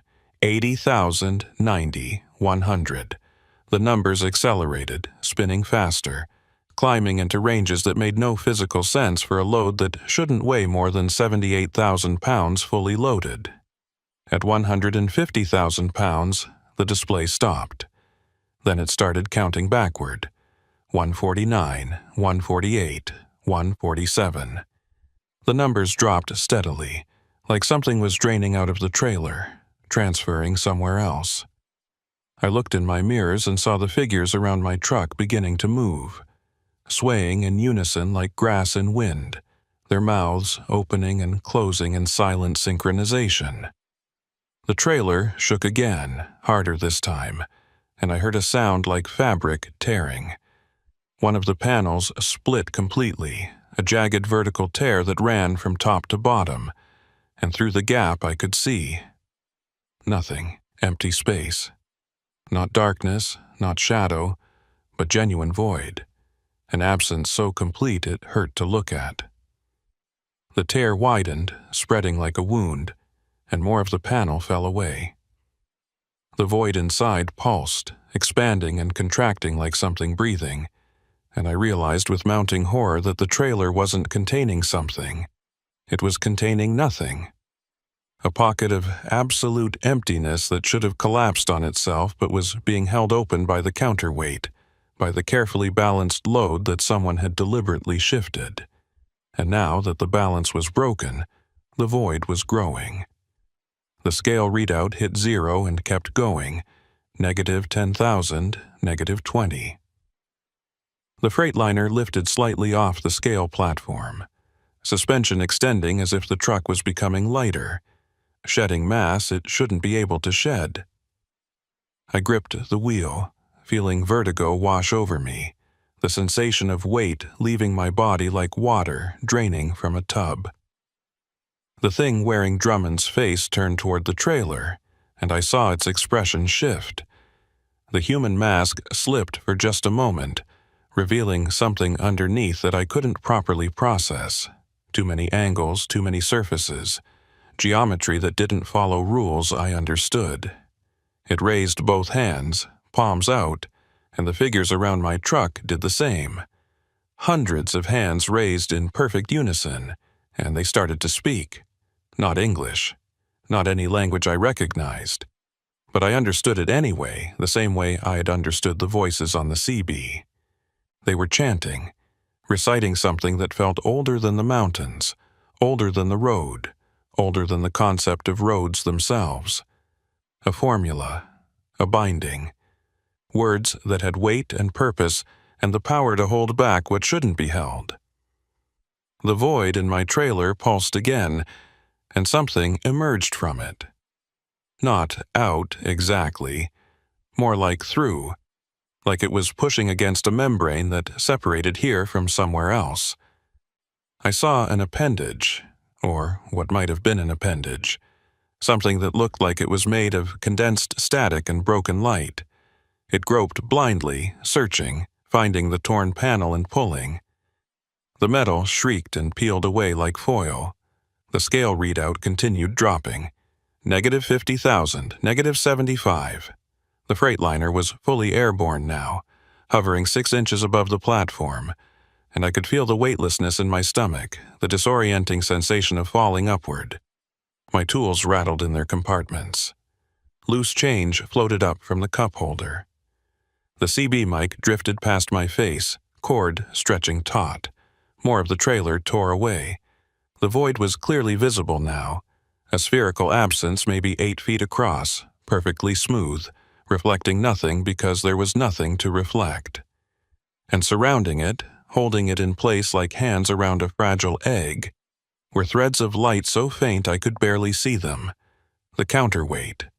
The drilling equipment wasn't just ballast, it was anchor points, each piece positioned precisely to maintain tension on those threads, to keep the void from expanding beyond its boundaries.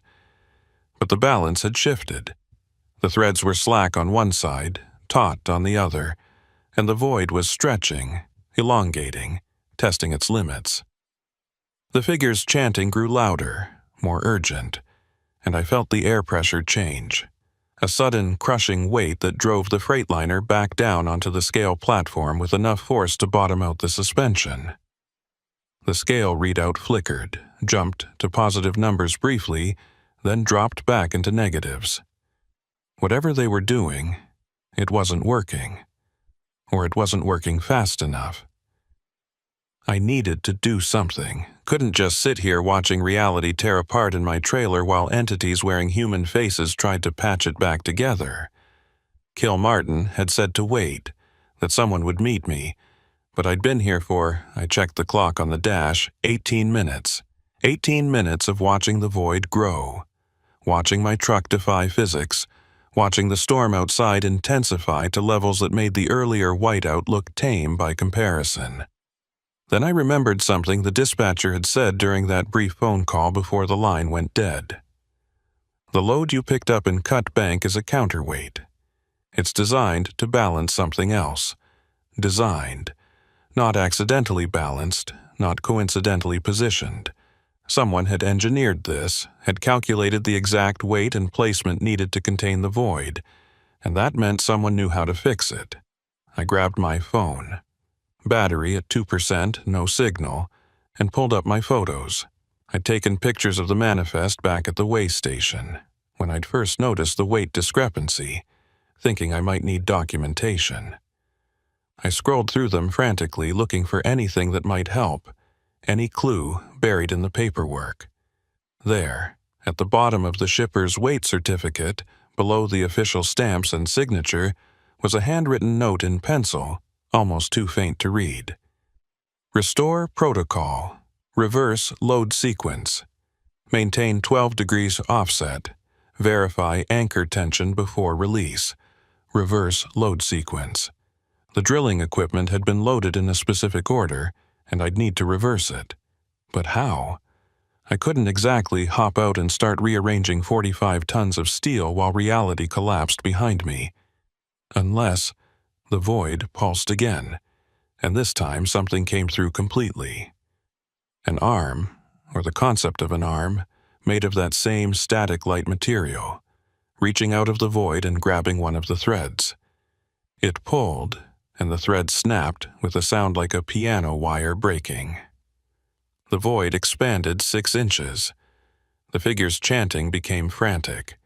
The thing wearing Drummond's face turned back toward me, and this time there was no human mask, no pretense. Just the raw truth of what it was, angles and surfaces and wrongness compressed into a shape that could almost pass for a person if you didn't look too closely. It pointed at me, then at the trailer, and I understood what it was telling me. Fix it. Restore the balance.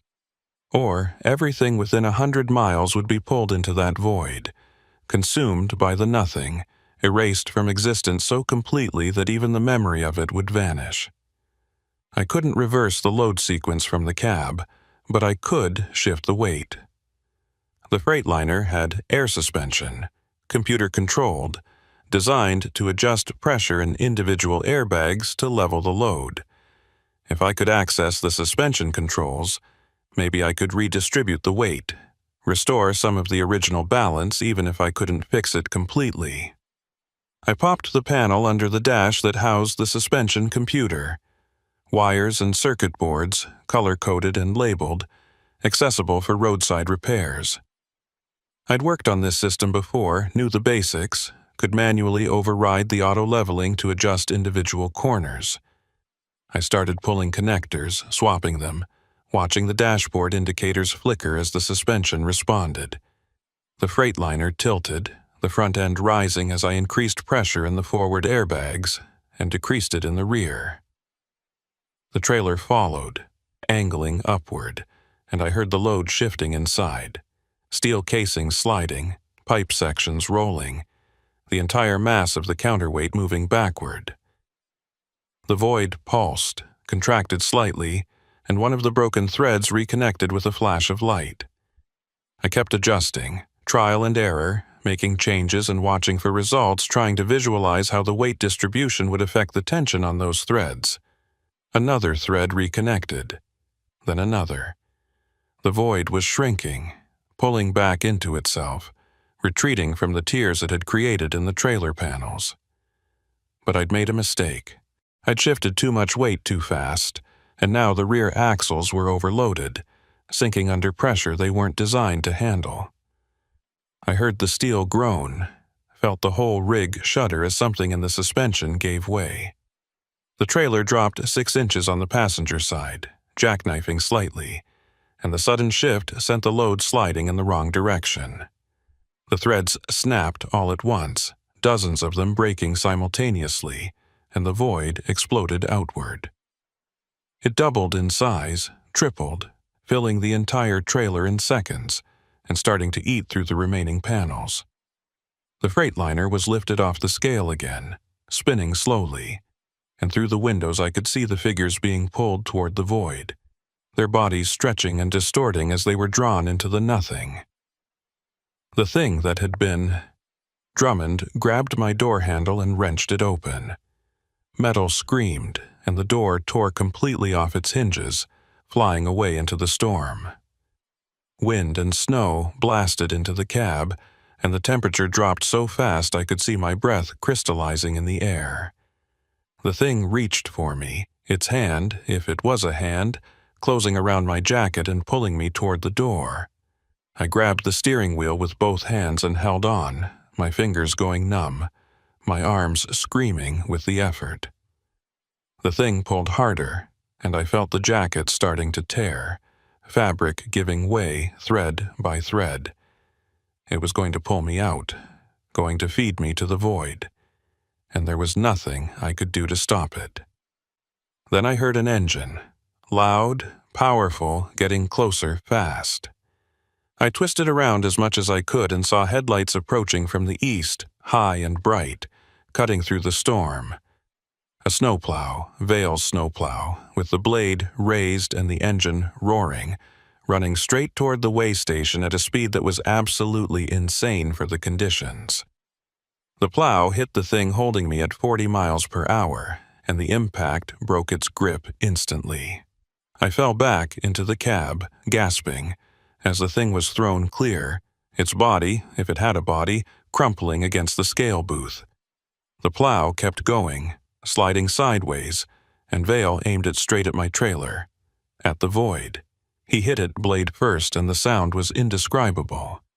Metal on nothing, mass colliding with absence, the fundamental wrongness of the interaction making reality itself hiccup. The void collapsed inward, contracting so fast it created a vacuum that pulled everything nearby toward it. Snow, debris, the figures that were still standing, even the air itself. And then it was gone. Just gone, like it had never existed, leaving only a trailer full of drilling equipment and a snowplow embedded 3 feet deep in twisted steel. The Freightliner dropped back onto the scale platform hard enough to crack the concrete. Every warning light on the dash lit up at once, and smoke started pouring from under the hood. I killed the engine, popped the brake, and just sat there shaking, trying to process what had just happened. Vale climbed out of the plow, moving slowly, checking himself for injuries. He looked up at me through the open door, and his expression was grim but unsurprised, like he'd known this was coming, like he'd been preparing for it. "You okay?" he called up. I couldn't speak, just nodded. "Good, we need to move. This place isn't safe, and we don't have much time before—" He stopped, looking past me toward the scale booth. His face went pale. "Christ, get out. Get out now." I looked where he was looking and saw it. The thing that had worn Drummond's face was standing up, reforming, pulling itself back together from the impact. And it wasn't alone. More of them were emerging from the woods, from the storm, from places that shouldn't have had enough room to hide anything. Dozens, maybe hundreds, all converging on the way station. I climbed down from the cab, my legs barely supporting my weight, and Vale grabbed my arm. "My truck, now!" We ran to the plow, climbed into the cab, and Vale fired up the engine. He threw it into reverse, tore the blade free from my trailer, and spun the truck around in a tight circle that left deep gouges in the snow. Then he floored it, heading east, back towards the summit, driving with the kind of reckless abandon that would have gotten him fired under normal circumstances. "What the hell are you doing?" I shouted over the engine noise. "Getting us out of here before they realize we're gone. That way station's a focal point, a weak spot where the barrier's already thin. What you did, shifting the load, breaking the counterweight, you didn't just release what was in your trailer, you opened a door, and now everything on the other side knows it's there. So, where are we going? Cut bank. Back to whoever sent you out with that load in the first place. They're the only ones who can close this properly." We drove in silence for several minutes, the plow's headlights barely penetrating the storm.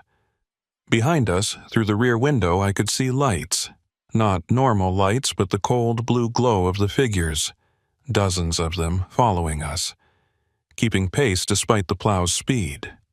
"Those things," I said. "What are they?" "Don't know. Don't want to know. The old stories, the ones the Blackfeet tell. They call them the Hollow Ones. Spirits of people who died on the pass, who got caught in the thin places and couldn't cross all the way over. They're stuck between, and they're angry about it." He glanced in the mirror, "And they're getting closer." He was right.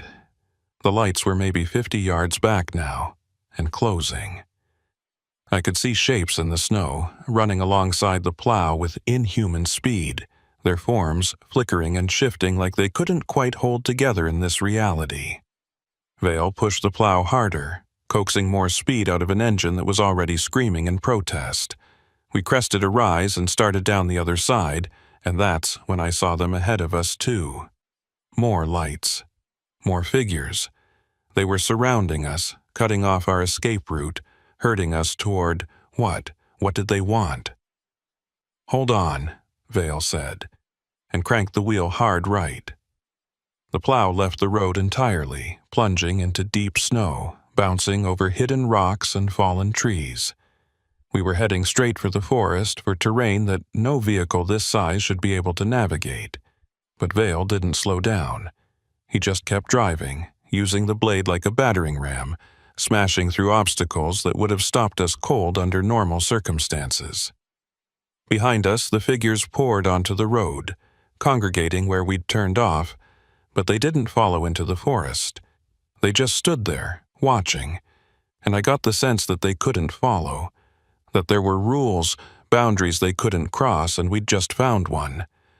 Vale kept driving until we emerged onto a different road, a narrow Forest Service track that wound through dense pines and eventually connected back to Route 2, several miles east of the way station. He pulled onto it and finally slowed down, letting the engine cool, his hands shaking on the wheel. "You know how to reach your dispatcher?" he asked. I checked my phone. Still no signal, but the battery was somehow back up to 40%. Impossible, but I'd stopped questioning impossible about an hour ago. "I can try. Do it. Tell them we're coming in, and tell them to have someone ready to receive that load properly. The counterweight's broken, but the anchor points are still intact. If they can reposition the drilling equipment fast enough, they might be able to stabilize things before the void reforms." I made the call. It connected on the first ring, and this time it was a woman's voice, older, calm, with the kind of authority that came from years of handling situations exactly like this. "This is Bridger Drilling Crisis Management. Identify yourself." "Burl Tatham. I'm the driver on load, BDG 4721. The counterweight failed and we know. We've been monitoring." "Are you with Orson Vale?" "Yes." "Good." He knows the protocols. "Get to the Cut Bank Depot, loading bay 3. We'll have a team ready. Do not stop for any reason.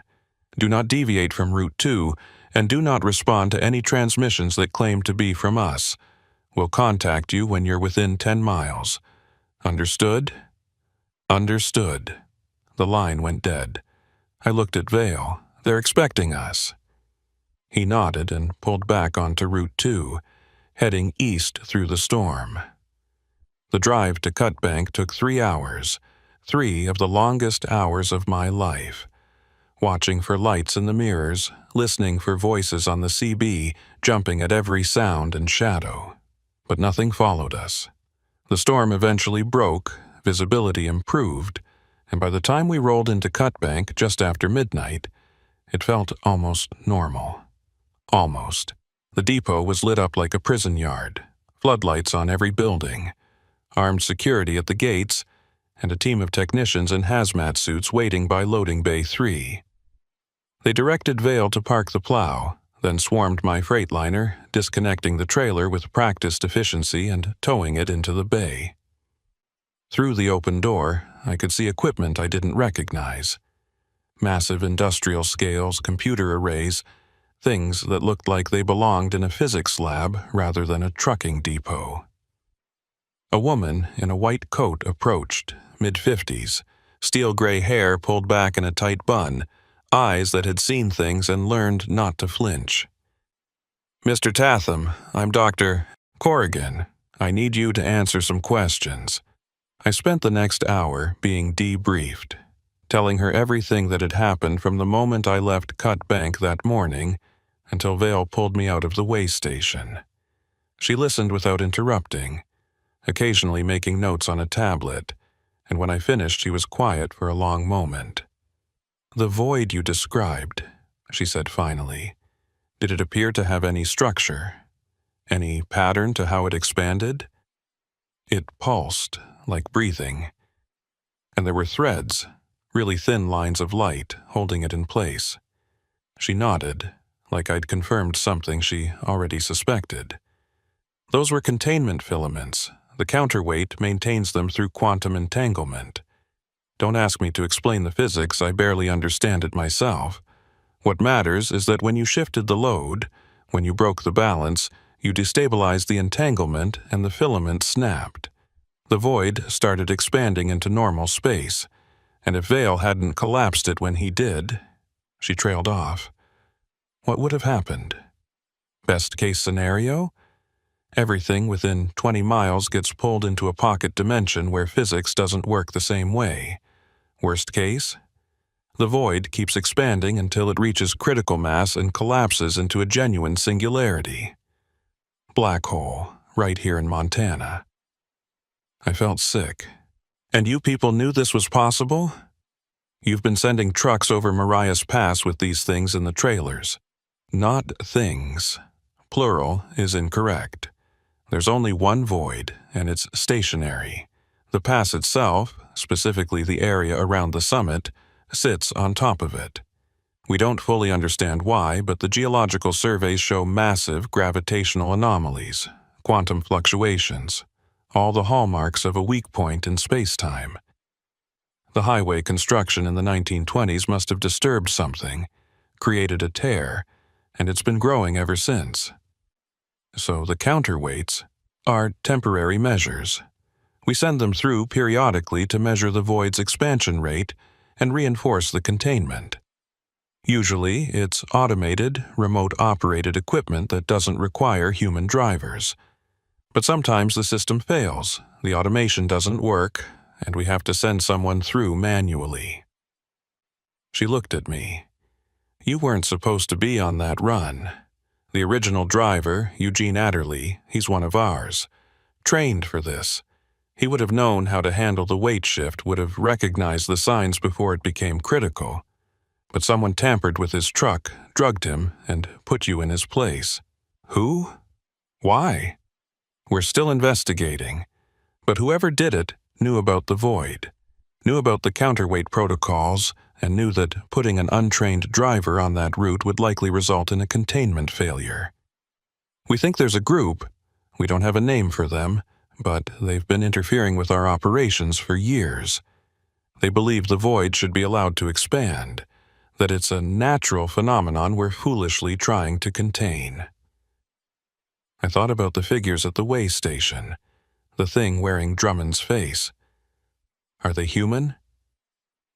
Dr. Corrigan's expression darkened. "Some of them were once. Others, we don't know what they are. The void doesn't just pull in matter. It pulls in consciousness, identity, memories. People who die near it, their patterns get absorbed, and sometimes those patterns reconstitute on the other side. They're not ghosts, not in any traditional sense, more like echoes, recordings. And they can be dangerous because they remember being human, remember having wants and needs, but they don't have the constraints anymore. The rules that apply to us don't apply to them. What happens now? Now we restore the counterweight properly, reinforce the containment, and hope it holds for another 6 months. Then we'll do it again, and again, for as long as necessary." She paused. "You did well, Mr. Tatham. Better than most civilians would have done in that situation. The fact that you figured out how to redistribute the weight, even partially, probably saved a lot of lives. I had help, I said, nodding toward Vale. He was leaning against his plow, smoking a cigarette, looking exhausted. Orson knows more about the past than anyone except the Blackfeet elders. He's pulled more drivers out of bad situations than I can count. We've been trying to recruit him for years, but he prefers to work independently. She smiled slightly.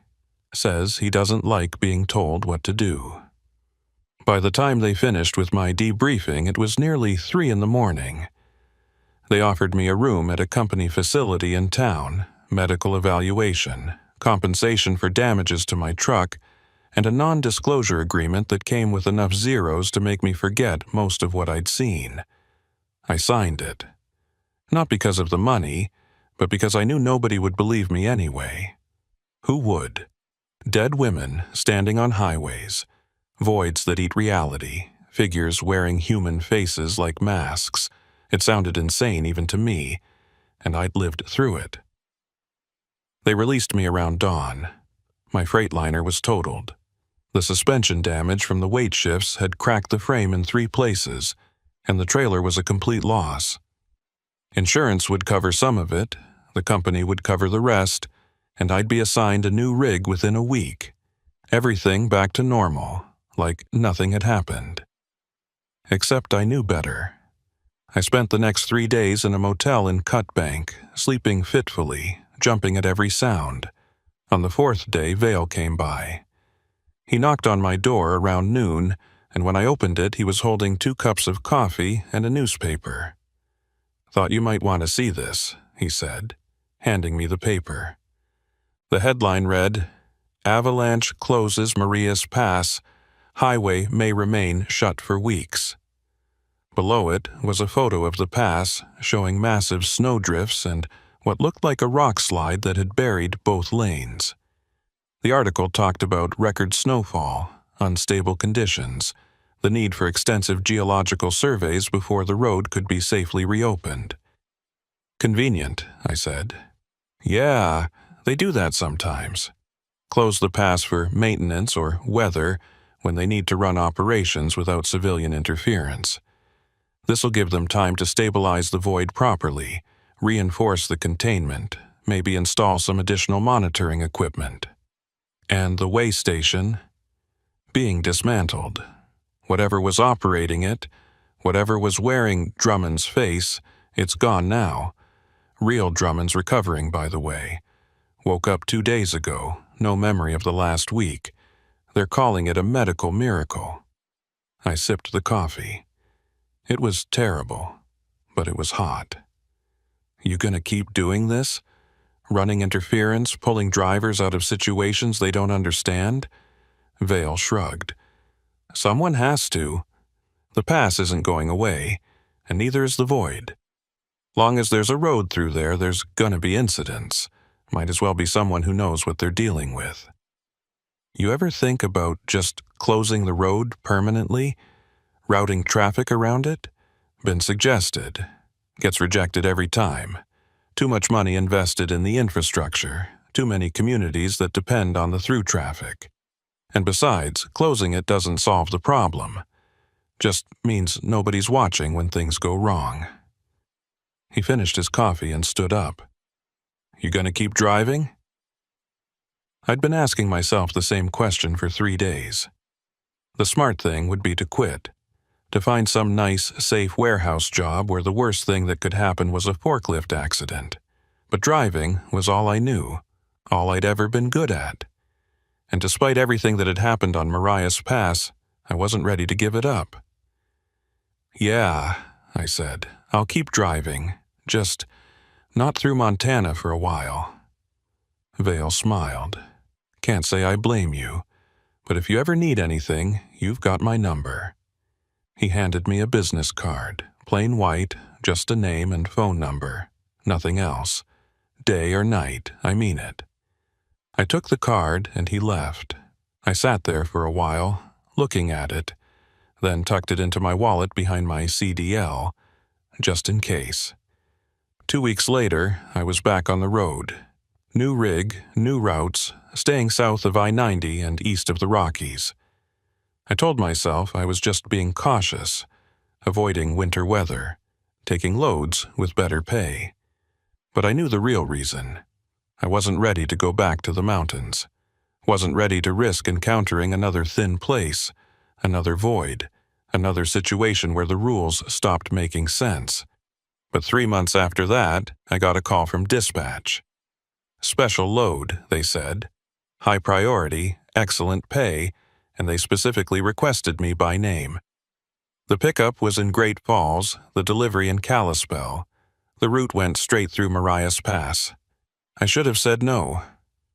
Should have turned it down flat. Told them to find someone else, anyone else. But the thing about Marias Pass, the thing Dr. Corrigan and Vale had both tried to explain, but I hadn't really understood until that moment, is that once you've been there, once you've seen what's underneath the road, it doesn't let you go completely. There's a connection, a thread, a hook buried deep that pulls you back eventually. I took the load. The drive to Great Falls took 2 days. I picked up the equipment, more drilling gear, same client, same type of manifest as before, and headed west on Route 2. The pass had been reopened for 6 weeks, all repairs completed, roads cleared, official statements declaring it safe for travel. I'd monitored the news, hadn't seen any reports of incidents or disappearances. Everything normal. But as I approached the way station, rebuilt, repainted, with a new waymaster whose name wasn't Drummond, I felt the familiar tightening in my chest, the sense that I was crossing a threshold into somewhere that played by different rules. The waymaster was young, maybe 30, with tired eyes and a mechanical efficiency that suggested he'd been thoroughly briefed on what not to notice. He weighed my truck, 77,800 pounds, exactly matching my manifest, and waved me through without comment.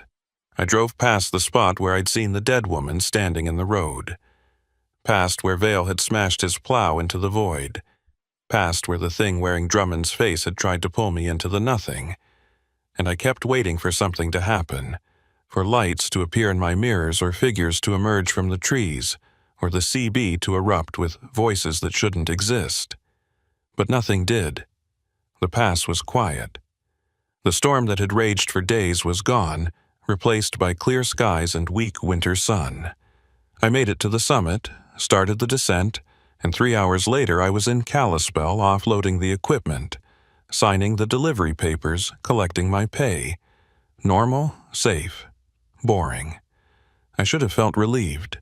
Should have been grateful that I'd made it through without incident.